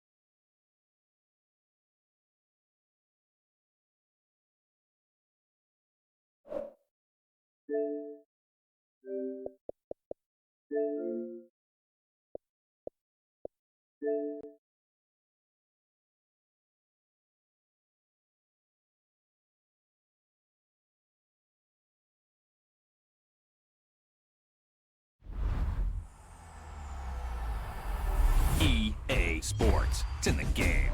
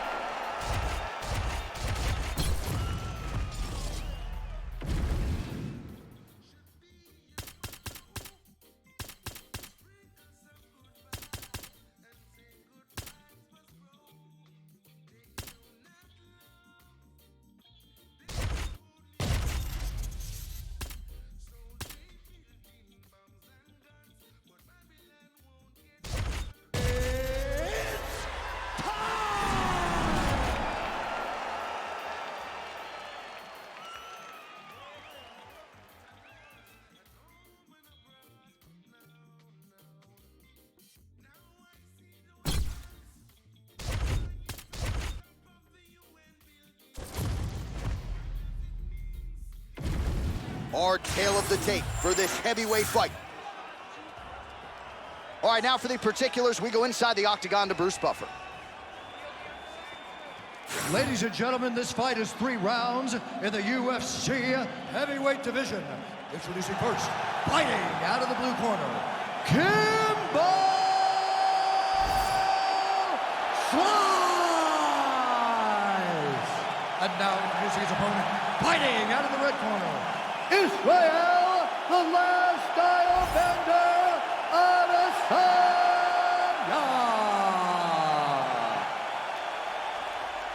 You ready to fight? You ready? Let's do it. Well, he came into the UFC as one of the hottest prospects the Octagon had seen in years, and Israel Adesanya has done nothing to diminish that hype. Stuffed 12 takedowns in his UFC debut, and the expectation is that most opponents are going to try to ground the last style bender. Let's see if he can keep this fight up right here tonight. He's out with all of his power.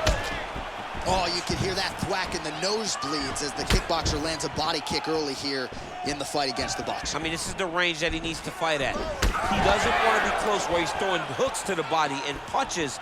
Use those legs, dig that shit into the body, and try to slow down your opponent. Oh, beautiful straight right hand. Push kick there to the body.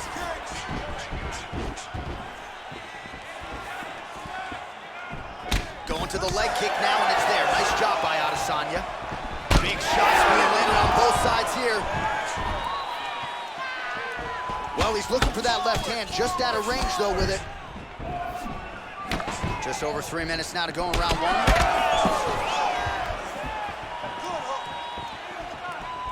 Well, missed on that one. Checks that leg kick.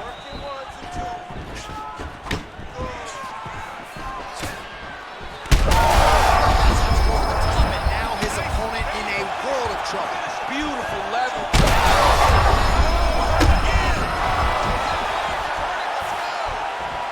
Well, DC kind of just playing with him at this point, right? You think he's got to go in and just get him out of there. Well, he's trying, but he gets a little bit anxious, so he starts to throw a lot of punches and not the right punches.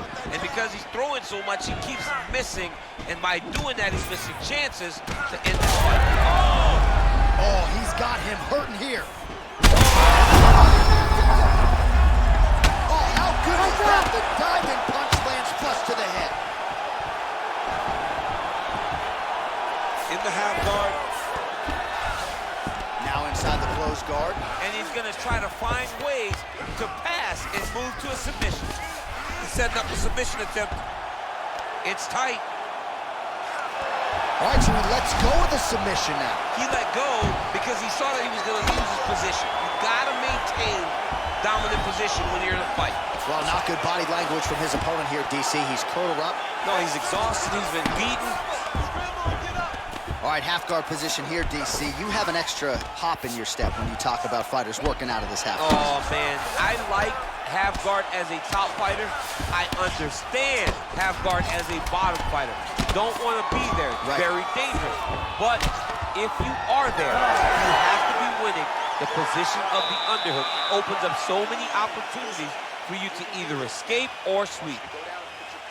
Wow, what a round it was. There's the horn. 2 knockdowns. Certainly a 10-8 is plausible. We'll see if his opponent can make some adjustments here. It's going to be tough. J.A., I thought it was over. Yeah. I thought it was over. I was yelling, it's over, it's over. After the first knockdown, dude gets up and gets knocked down again. He understands now he has a very tough competitor in front of him, but he needs to stay patient, go find another big shot. But one perfect shot shuts the lights off. It's only going to take one of those to finish the fight.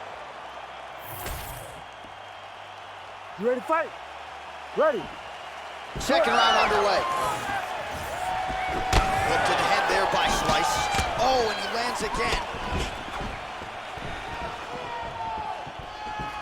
Big hook.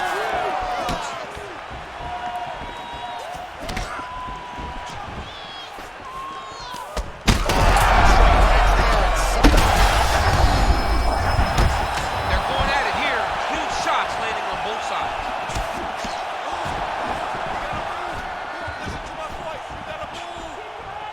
All right, so an opportunity goes by the boards. He had him stunned, nearly finished, and now his opponent is recovered. His opponent's recovered. Now he's got to be Oh! Oh!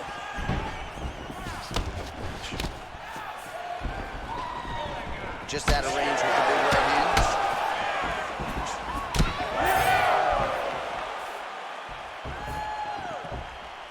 Let's go! Kick! Missed with that right hand. Just over 3 minutes to go in round 2. Fighter lands a nasty kick. Man, as he landed a high volume of strength. Oh! Hurt him again.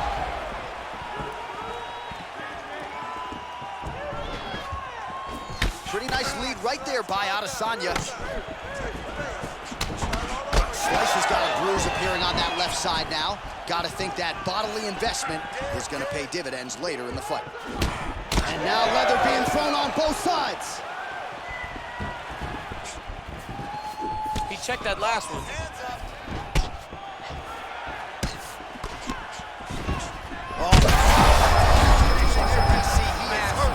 Massive hook lands, and his opponent seems to be on his way out of the fight. Oh, uppercut. Big right hand. Holding on to him here, not really doing too much, perhaps just looking to recover. Well, informed speculation says he's going to try to set up another hook here.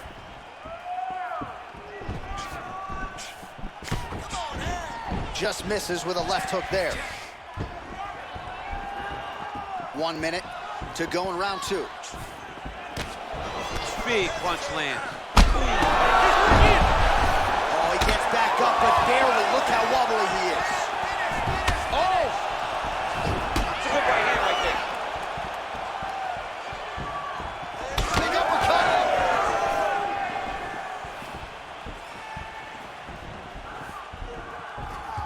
He's in a world of trouble now.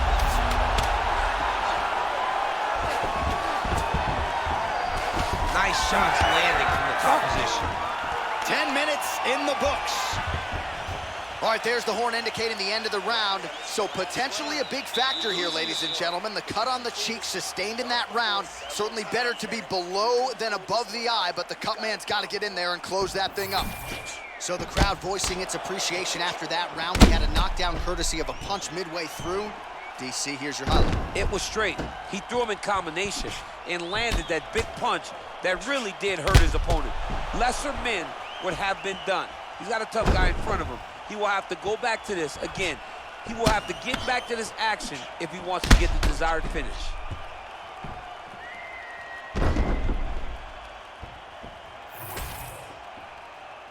You ready to fight? Ready. Third round underway. All right, so after one of the more entertaining rounds in recent UFC history, our next round is upon us. Man, those guys both took some serious damage in that previous round. They both took some damage, but they both gave it. They both gave it as well as they took it. Let's see who goes and goes down first. Shot right there, DC. You don't want to eat too many more of those. No, and he needs to start looking to finish now.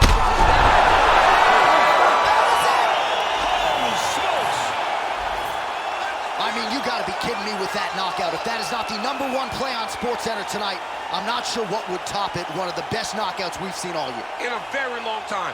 I have not seen someone look this good. He promised us something, and he delivered with that beautiful knockout.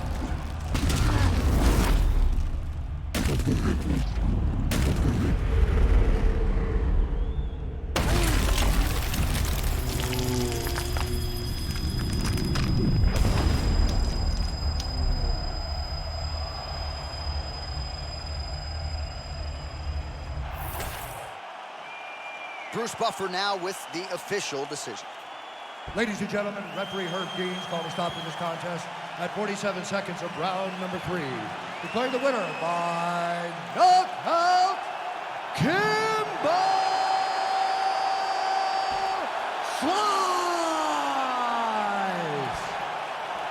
Well, and how about about the win there for Kimbo Slice, who does it again against all odds. He defies them and gets his hand raised in the octagon once more. Going to be very interesting to see how they matchmake Kimbo Slice after a monumental victory here tonight.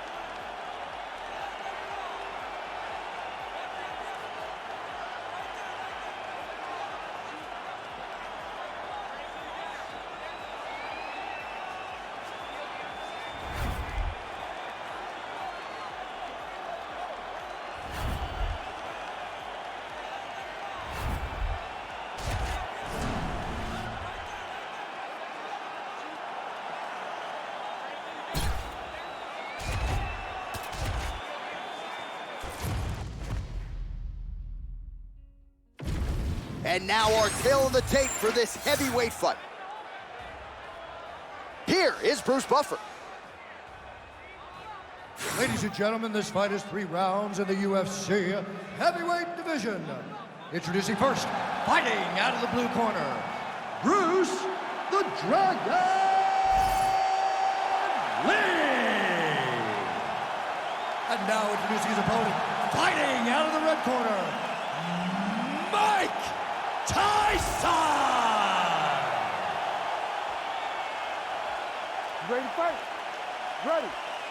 All right, so here he is, Iron Mike Tyson. The flurry is coming. Look for him to use that signature peekaboo style to try to get inside. Has been vulnerable to leg kicks, though, since he transitioned to mixed martial arts. He's worked hard on the takedown defense. We'll see.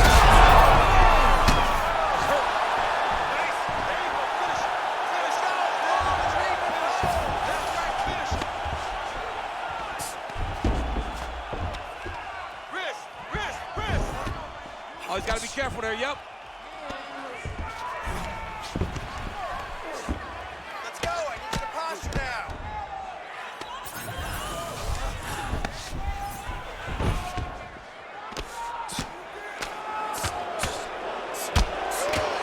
Oh, big elbow.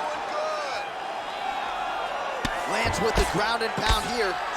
Well, he's no stranger to being in this position. Strong work from the top here by Lee. That was nice. Another ground and pound strike lands. All right, side control now, DC. You know he's in his element on the ground. A lot of tricks up his sleeve. A lot of tricks. All right, so a grueling battle on the ground, and no surprise, the crowd pops in appreciation as the fighters work up. His opponent in a lot of trouble now. That was Cain Velasquez's punch of choice. Every time he landed that overhand right, he hurt people bad. And this guy has oh! What a fight. Both of these guys are trying to finish.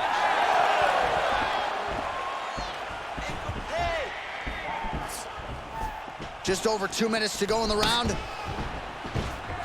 Big kick lands.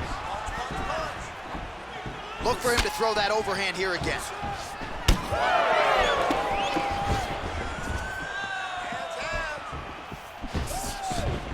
Strike to the front.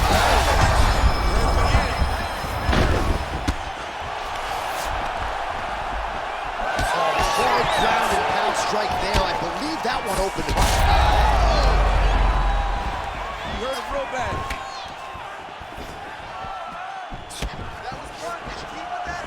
Well, at this point, DC, I'm not sure if he's just biding his time or just trying to get some extra reps, but Go finish the guy. It seems like the guy's playing. He's having a good time out there. Everything's working. He's in the zone. It feels like at any moment he can end the night of his opponent. But he seems to be having fun. And hey, to each his own, I guess. I'd be rushing out of that octagon. Yeah, you don't play with your foot. No. Take shot! Now! Take shot! Straight right, he misses. Big shot to the head. Kick on the counter by Lee. He looks like Pac-Man. He's hitting so many strikes to the head. Horn sounds for the end of round one. All right, so what a round it was for him. Multiple knockdowns. When we sat down with him on Thursday, he said, when I touch guys in this division, they go down, and he proved prophetic. That's exactly what happened in the previous The round. guy has lightning in his hands. Every time he is landing, he is putting his opponent on his butt over and over, knocking him down. He has not found the finish, but he needs to stay patient, find the perfect shot, hit him with that kill shot. You get that kill shot off, and there will be no more getting up. All right, let's check out some of the action, DC, and how about the punching acumen by that fighter in that previous round? He does not waste anything. He does not loop punches. Everything's tight. Everything's precise. He's a sniper. We always talk about how he's a sniper. He is a sniper. And it showed in that exchange that allowed him to drop his opponent. Oh my God, it hurt. It hurt. It's a right hand!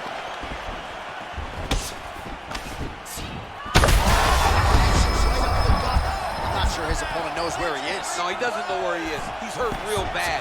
That punch landed in the perfect spot. Good. Keep the pressure on him. You're doing great here. He's eye now closing up. Big elbow there, lands. Throwing haymakers out of the exchange.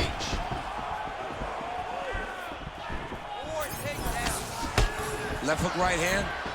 Oh, with authority, the body. Hands high, hands high. Back to the body kick now. Pretty strong jab there by Tyson. Well, you can just see he is oozing with confidence and not overcoming. He's had a huge strike right there. I'm not sure how many more of these his opponent can take. Massive shot that he landed. Great job. Big left hand lands upstairs. Oh! Man, has his chin been tested early. Oh, he lands a massive kick here. Big right hand there. Oh, huge left. Get that right hand up. Throws a big right hand, but doesn't find its home. Oh, he's still hurt. He can't even stand.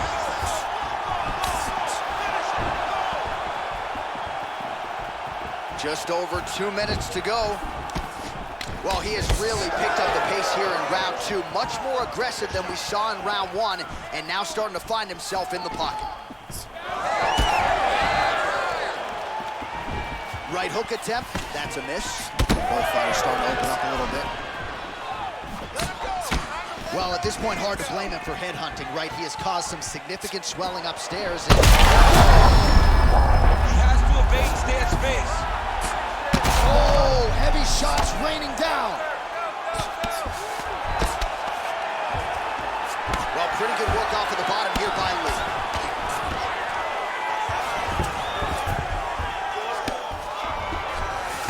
All right, so he continues to land a high volume of strikes. He talked to us a lot about pace and pressure, and he has certainly kept up his end of the bargain. I mean, the cardio is fantastic tonight. He is pushing at a level that we have not seen him fight before. This is shades of Colby Covington, Max Holloway, those guys that can fight all night. He is showing you that he has done the work in the training room, and it's on full display tonight.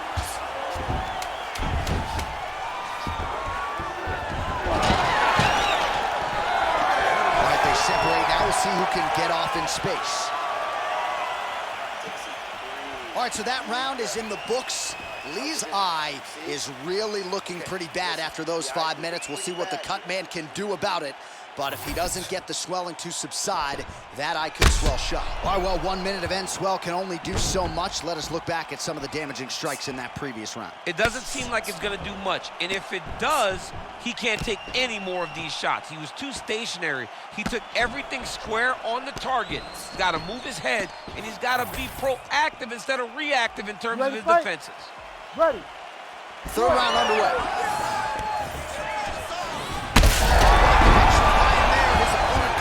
Soon, DC. He's almost done. I mean, when you get hit with a shot like that, you don't know whether to run, hide, grab, or wrestle. He's confused. He's as confused as he was on his first test in elementary school. Hey, stay with the game plan. Well, most fighters can't keep up this type of aggression and pace, but oh, he gets up here, but he is on wobbly legs.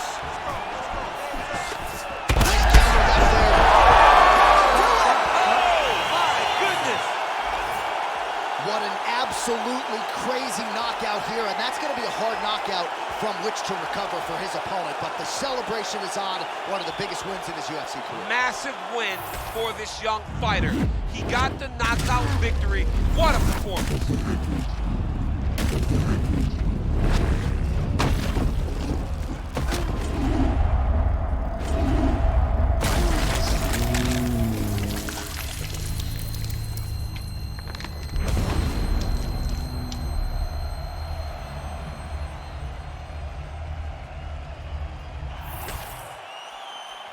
Oh, we now go inside the octagon where Bruce Buffer has the official decision. Ladies and gentlemen, referee Herb Dean has called a stop to this contest at 1 minute of the third round. Declaring the winner by knockout iron, Mike Tyson!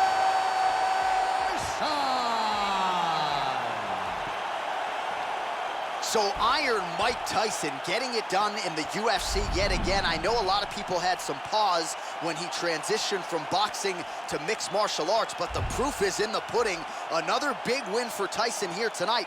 And now you can start to think about matchmaking this guy moving forward. He might draw some names in the top 5. Huge win for Mike Tyson with the odds stacked against him here tonight.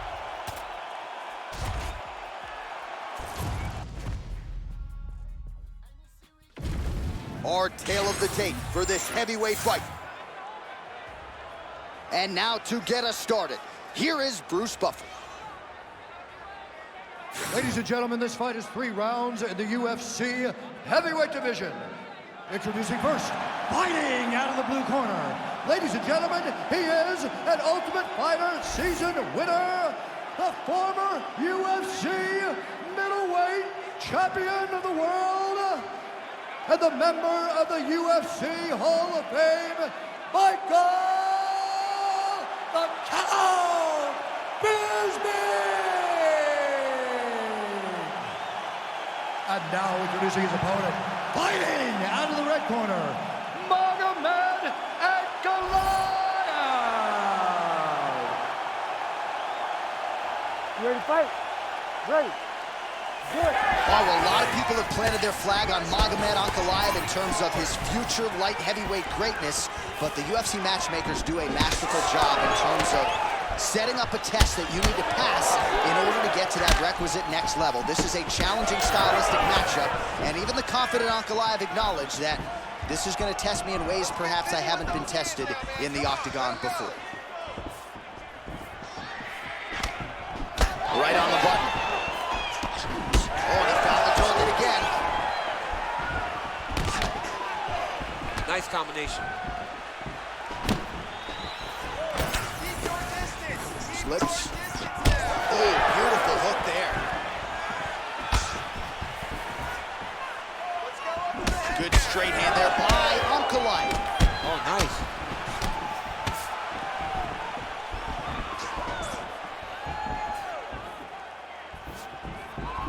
Big head kick.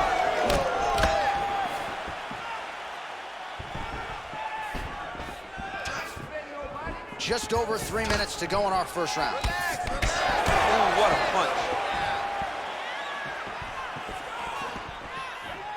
Guillotine jump. The guillotine looks like it's locked in. Right now, he's got to be patient. He's got to squeeze, but not too much. He's got to get the guard locked and try to find a submission.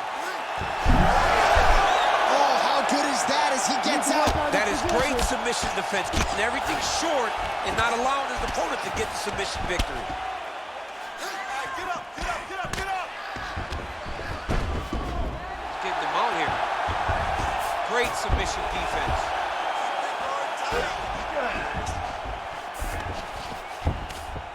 Yes, smart adjustment, yep. Big ground and pound. Nice positional control here.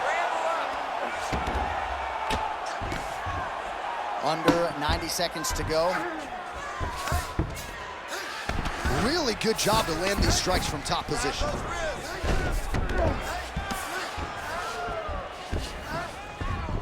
That was a slick transition. Well, there are few things more fun to watch in mixed martial arts than these type of transitions and scrambles on the ground. High-level grappling can really be entertaining. This is a terrible position.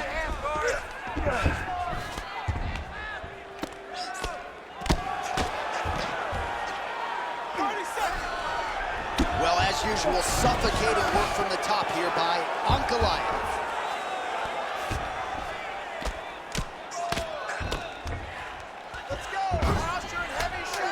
Another ground and pound strike gets home. Second round, straight ahead.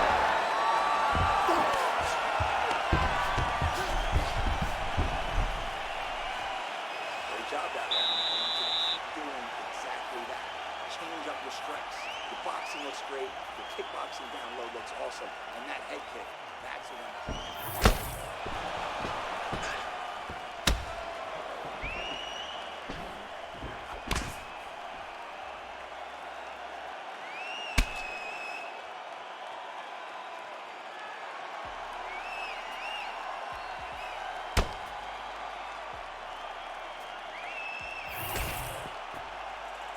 You ready to fight? Ready.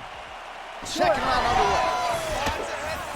Oh, and he tags him with the straight hand there. Beautifully done by Bisping.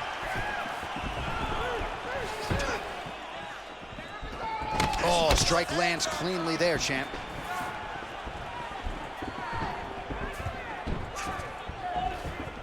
Punches and bunches, let's go! Quick jab. Big shot lands for both guys. Working the inside of that lead leg.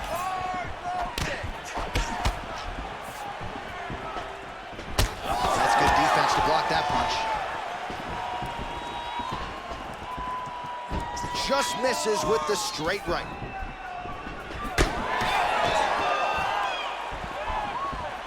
That left hook was crazy. Well, that strike landed cleanly. Whiffs on the right hand.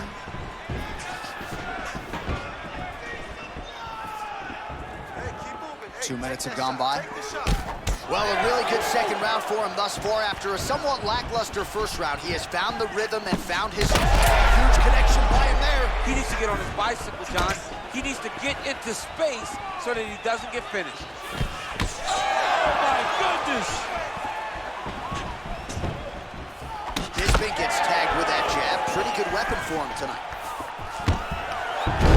And there's the single. Oh, and he escapes up to his feet. Very nice. All right, so look at that. A cut has been opened around that eye area. He's taking shots over and over again to that area, and now he's dealing with a cut. Massive head kick.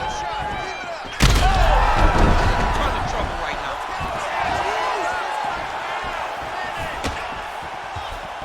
There's the kick. It's blocked.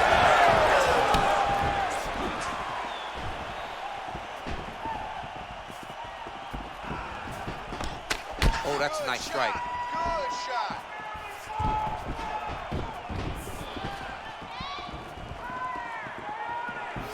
Under a minute to go. Just to get the head kick home, and now now his opponent in a world of trouble. Such a sneaky head kick. He did not recognize it was coming high, and now he's got him hurt bad. All right, well, he rocked him pretty good, but didn't sort of smell blood in the water, and now his opponent's back in the fight. I mean, blood's in the water. You gotta go get it. You gotta go find the finish. You cannot let him off the hook like that, because now he will be motivated to try to go and hurt you as you hurt him.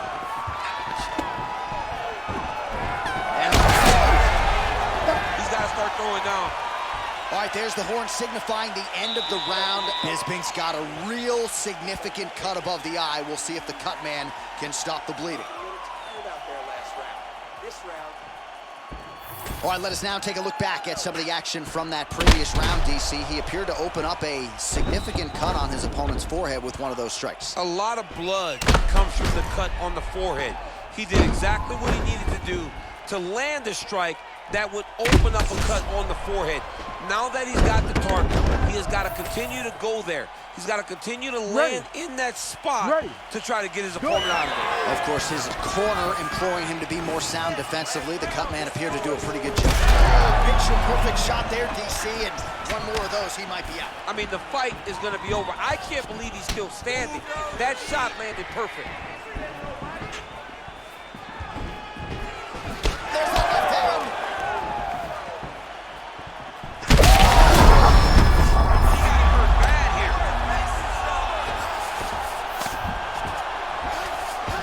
Well, he's staying pretty effective here, fighting off of his back. Nice strike landed there by the bottom by Bisping. Great job changing the position and getting that reversal. Bisping's pass attempt denied.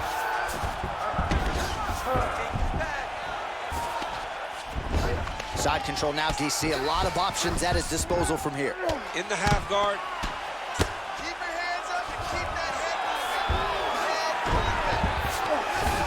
Well, working pretty effectively from the top here. Nice ground and pound by Bisping. All right, feet on the hips here. These ground strikes really starting to add up. There's another one. Oh, he reverses the position now. Nice work on the ground by Unkelite. Back mount now. Oh, what a moment there as they make their way. He's hurt. He's hurt. You cannot take too many of those. Oh, left hook. Well, you got to admire the urgency here. He is trying to keep the judges out of it, lighten up his opponent left and right. 2 minutes and change to go in our third and final round.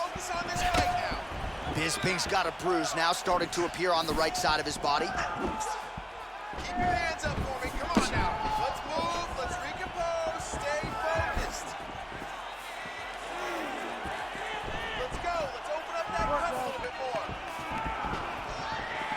Whiffs on that offering. That hurt bad. Well, he's able to get back up here, but oh man, is he on wobbly legs. Well, not sure if I should knock his fight IQ, but it seems like he's sort of playing around here. Feels like the finish is there for the taking. Yeah, the finish is there. And he needs to take his time to try and find it. Don't rush. Be patient.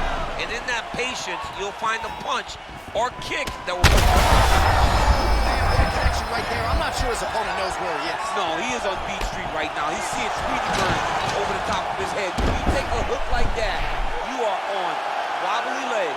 That guillotine looks very painful, and he's very close to the finish, but he cannot rush. He cannot allow his opponent to get to his back. Good work. Ooh, sorry to cut you off, but he got out. What a great job attacking the block, rolling to your back, giving up the mount. He chose a much worse position over giving up that submission.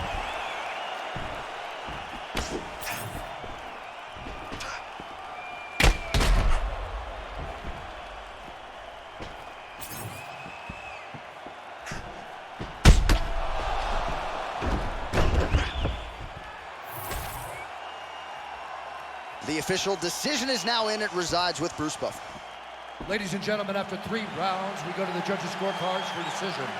All 3 judges score the contest 29-28. For the winner by unanimous decision, Magomed Ankalaev. All right, so another crystal clear, clean performance from Magomed Ankalaev, your winner tonight by decision. And it's going to be hard to outpoint this guy, man. He's got every skill in the book. It's always in the control with this guy.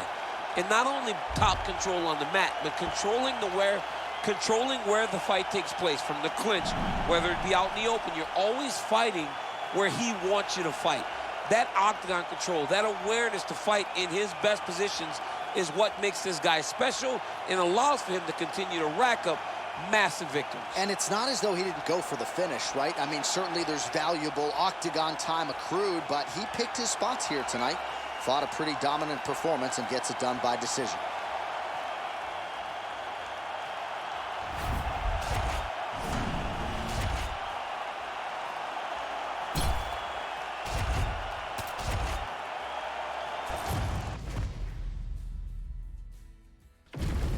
And now our tail of the tape for this heavyweight fight. All right, now for the official introductions, the veteran voice of the Octagon, Bruce Buffer. Ladies and gentlemen, this fight is 3 rounds in the UFC heavyweight division. Introducing first, fighting out of the blue corner, Jared the Killer Gorilla Cannonier. And now introducing his opponent, fighting out of the red corner, Clay the Carpenter Guida.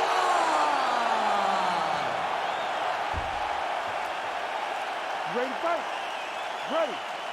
All right, Clay Guida making another UFC start here tonight as we get ready to go for round 1. Guida will move forward. He will be on his bicycle at times, but Guida trying to get off to a good start here tonight. If he doesn't, though, not to worry. Guida very confident that his cardio will be there through 15 minutes tonight. All right, the Killer Gorilla, Jared Cannonier, getting that jab working here pretty early, DC. And a power jab. I mean, everything about Jared Cannonier is power. If you look at him, you can tell that the guy is just insanely powerful. But it's this jab that is his trigger to do everything going forward in every fight that he's in. Guida getting worked here from the top. You don't want to take too many more of these ground and pound strikes. Stay working on the ground. He's got to be careful here. All right, well, he's got him softened up here.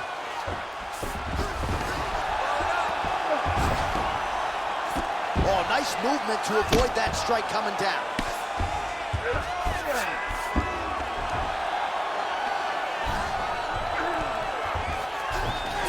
All right, bottom fighter here, maybe looking to hip escape, DC. Oh, good ground and pound here. Oh, staying busy from top position. He lands another ground strike there. Oh, nice. Well, hard to win fights in mixed martial arts from the bottom, but nice work here in that position by the Alaskan Jared Cannonier. He's got great kicks also. He needs to be throwing more kicks in this fight. He hasn't thrown many at all. That uppercut will work. When he gets close and he throws, he lands. Slips that left hand. Unable to connect there.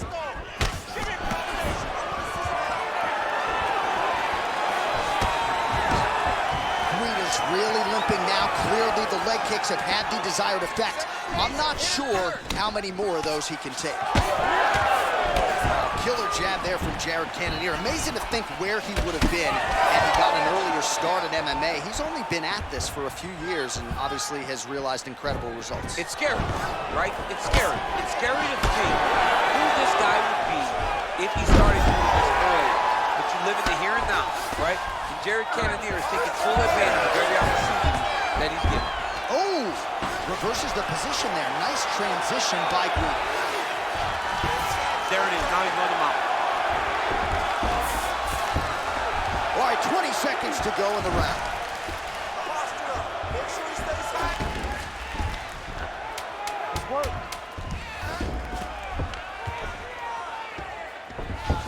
Round 2 straight ahead. Hey, stop.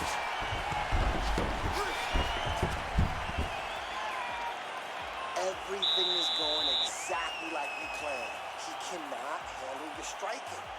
Listen, you're gonna land that right hand in this round. All right, a lot of high-level striking action in that last round. Daniel, take us through it, if you would. Tit for tat. Who has the best chin? It seemed as though they were looking for that answer. Both guys took risks. What a fantastic round.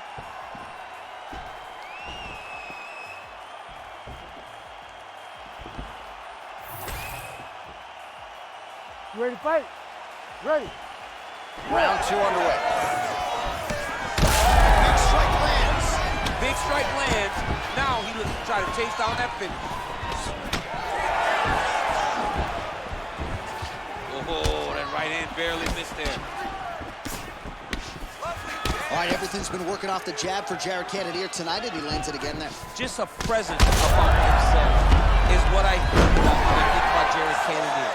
He's a guy that has fought in multiple weight classes, and he gets that jab to the target so quickly. But you gotta imagine a man that at one point weighed 240 pounds landing the jab at middleweight isn't just a jab, it's something that can put your lights out. Oh, the ground and pound is coming. Good movement to avoid some of that power coming back. Come on, bro. Keep those hands. This is where he wants to be. Green is going for a choke. Oh yeah, he's got him. It's tight. Oh, now he bails on the submission. Right to the knee on belly.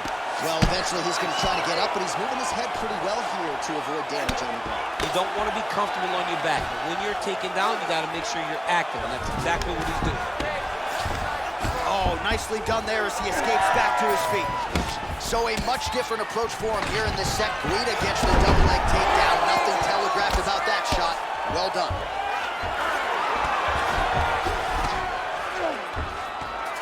Oh, staying busy, fighting off of his back, and he lands. Back to the feet now.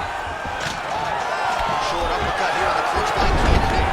Double leg takedown attempt here, and that is a good attempt as he gets the fight back to the mat. It's ideal. His ideal situation just happened. He got it in the shot, didn't have to put too much effort to finish. Great job. Under 2 minutes here to go, round 2.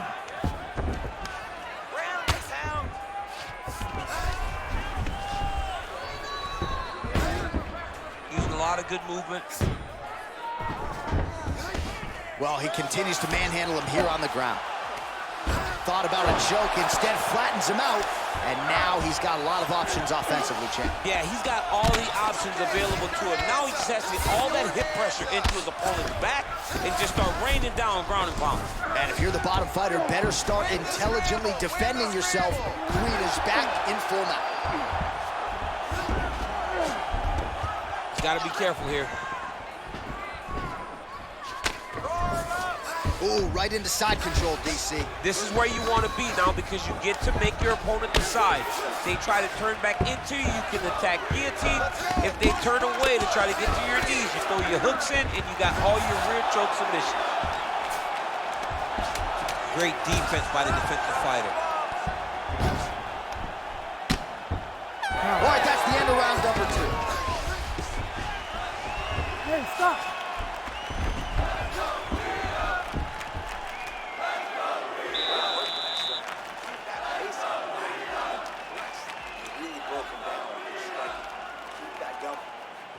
Low kick is awesome. All right, that's the end of the round as we show you some of the highlights over those 5 minutes. Really a clinic when it comes to the ground and pound. Yeah, man, this is what you're taught. When you're learning to become a ground and pound fighter, you want to do it exactly like he did. Gain posture, have height, control hands and wrists. Land strikes, don't throw too many, throw just enough control, throw again, control. He did it perfect. Ready. Third round underway. Oh, he landed another great shot to the body there. Really starting to connect at a high percentage now in the latter stages of this fight. How about the accuracy to land right there? His opponent's wobble, Champ. He's hurt bad. He cannot take another shot like that. Big right hand. Slip that one. Single leg takedown.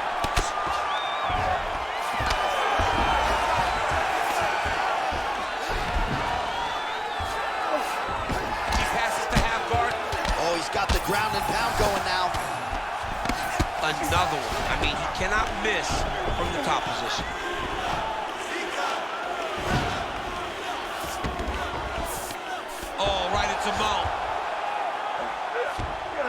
doing a really good job putting himself in position.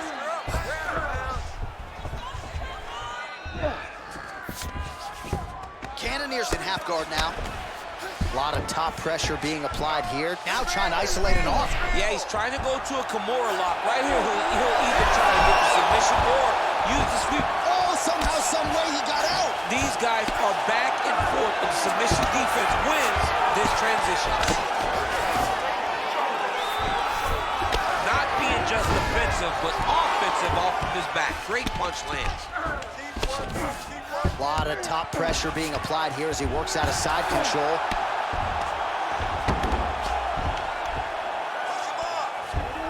Yep, got to be very careful there.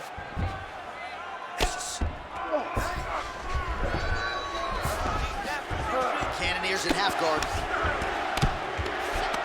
Oh, lands with the ground and pound strike.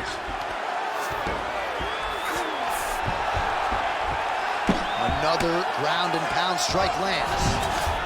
And busy as he looks to improve position here. Guida's right back to the full mount here.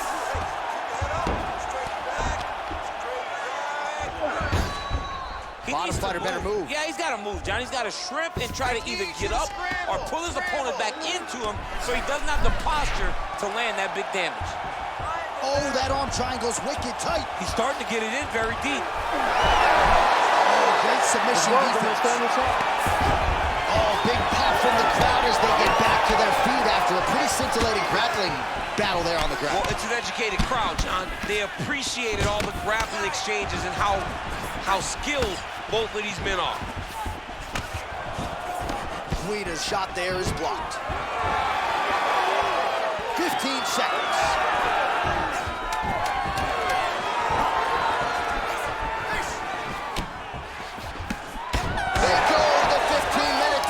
What a fight! All right, so a close competitive fight throughout. It goes the distance, maybe a slight striking edge on one side, and perhaps that'll be enough for him to get the knock. I mean, he's got to hope, right? He's got to hope that what he did, those exchanges where he came out in front, was enough to earn him the victory. This was a very, very close fight, and I'm interested to see who gets the decision. Official decision now in. The buff has it. Ladies and gentlemen, after 3 rounds, we go to the judges' scorecards for a decision. For the winner by split decision, Jared the Killer Gorilla Cannonier. All right, so the judges have rendered their decision, and 2 of the 3 of them had it for him. So he gets it done by split decision tonight. You've been involved in some of those. Nothing easy standing there waiting for the judges to render this. John, it is the worst feeling in the world, not knowing if you did enough, right? Or not knowing what the judges were watching. So I know exactly what these guys are feeling as they walk to the center. You got your fingers crossed, you got your toes crossed, you got everything crossed, hoping that 2 judges saw it your way.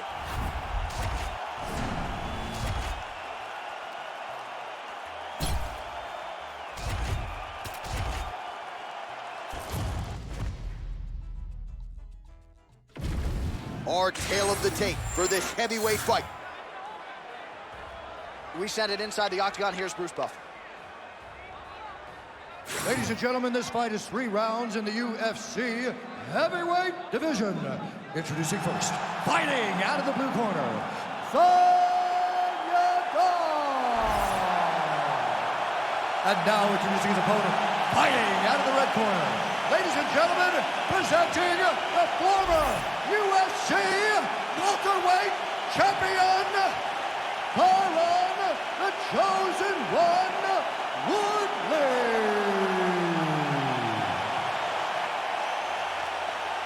You ready to fight? Ready.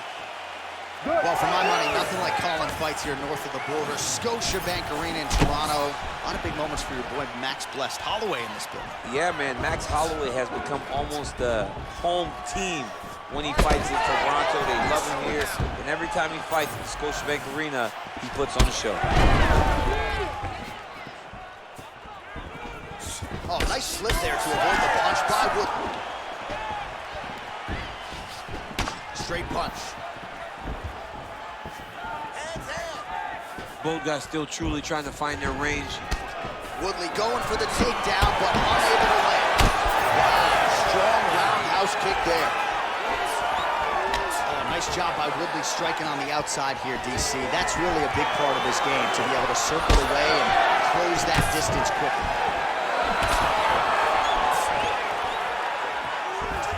Nice jab.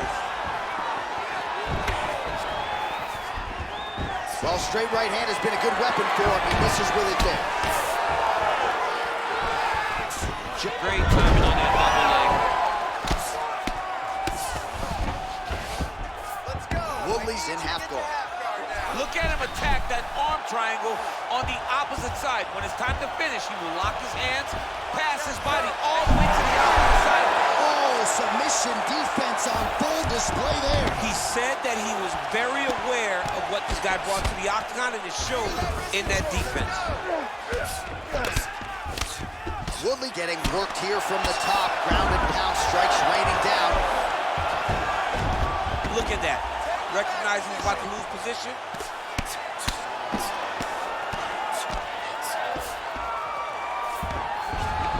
Now drops inside that closed guard, DC. Full guard. Let's see how patient he is as he attacks a submission or big ground and pound.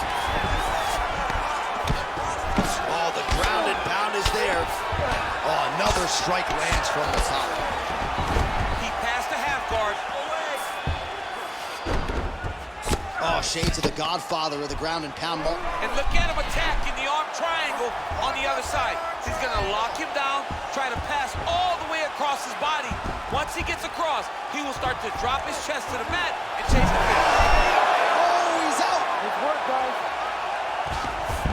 Well, that was a high-level extended battle on the ground. Now, though, the athletes back to their feet, and no surprise the crowd responded. The crowd just loves whenever they get two high-level strikers, and it was very hard to get back up after getting taken down. But he's got there now. Let's see if he can take advantage of it. Whiffs on the straight right hand. Beautifully timed takedown attempt, and he gets it. Round two next. Stop, stop, stop.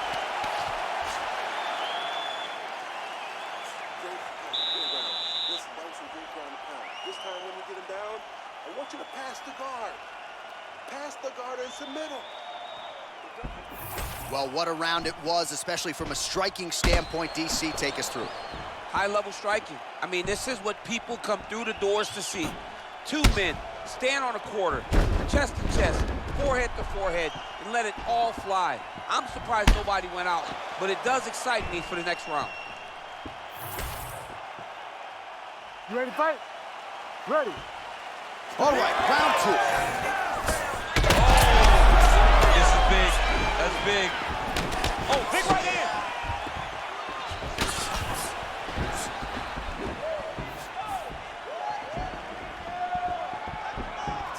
Nice jab there by Yadon. Oh, Woodley able to take down here, so that hasn't necessarily been his weapon of choice in recent fights, but leaning on that Division I wrestling background whenever he needs to, and executed beautifully there. Working off of his back here, looks like he may try to hip escape. Woodley ground and pound from half guard now. Let's see if he can do some damage.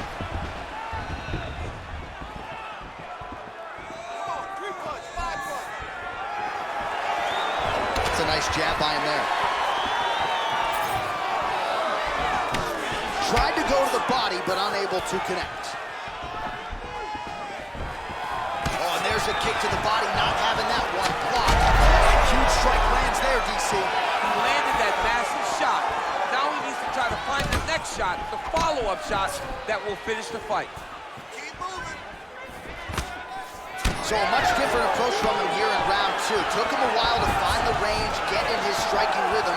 He has found it here, and as a result, has really picked up the pace in round two. Oh, left hook to the head, it's blocked.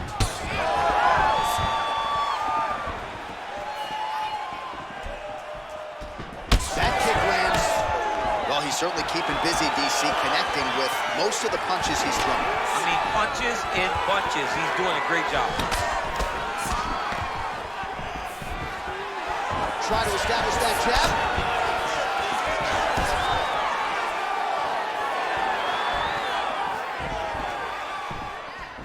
just misses there with the left.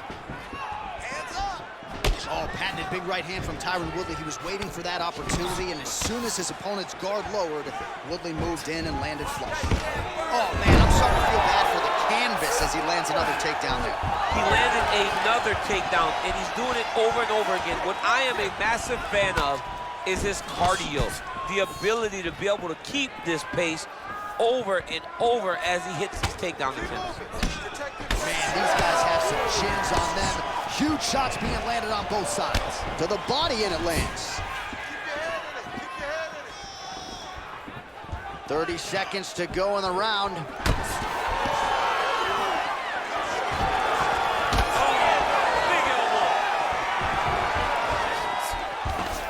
Oh, beautiful job to get the takedown late in the round. He is about as conditioned as it gets. He's not looking at the clock necessarily. He's not running clock all offense all the time. He knew he was going to wrestle, and he knew he may have to wrestle early and often. And right now, this situation is often because he's been attempting takedowns over and over again. He finally gets one as we get to the end of the round. All right, let's look back at some of the action in that round, DC. What a high-level display of offensive wrestling. I mean, this is a joy for me to watch. I enjoy watching a guy maintain this level of wrestling for as long as he has done this. He is constantly in his opponent's face. He's constantly taking him down. Getting taken down and getting up is exhausting. Let's see how tired his opponent is at the start of the next round. You ready to fight? Ready. So here we go, 5 minutes remain in the fight. All right, next round is now underway. I thought there was pretty good back and forth action in the previous round. Yes, it wasn't a firefight. It wasn't two guys throwing the kitchen sink at each other. But you did see times where they came together and you saw the skill level of these two fighters.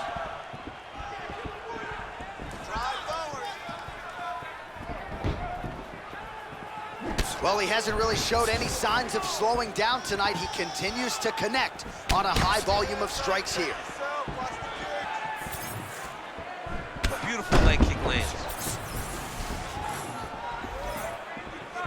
Woodley goes for the takedown. He misses.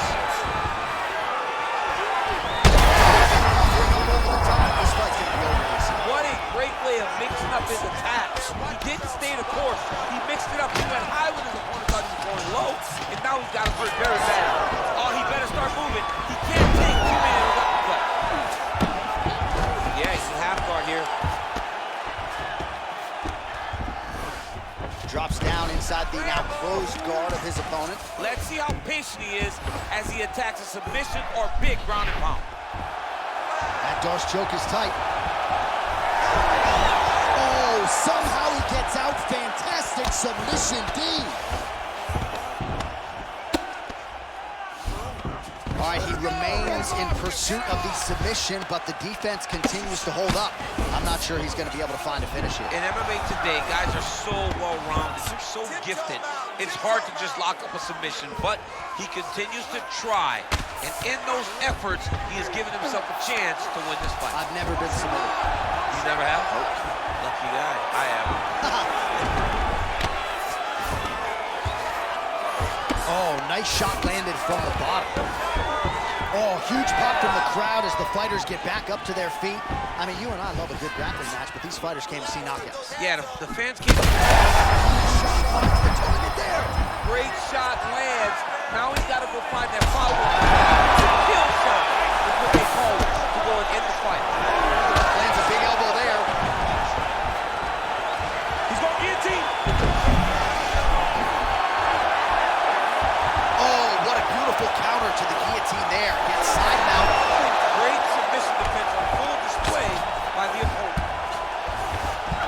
Look at him, he's setting up the choke now. Look at that, he's setting it up. That Darce choke is tight.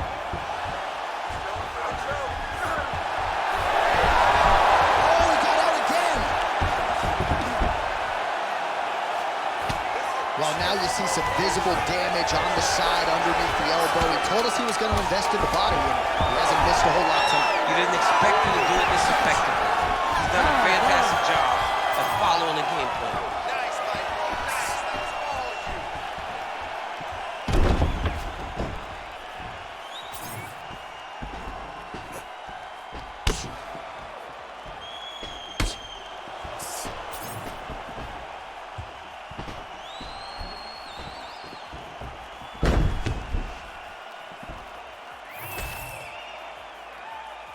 The official decision is in. It resides with Bruce Buffer.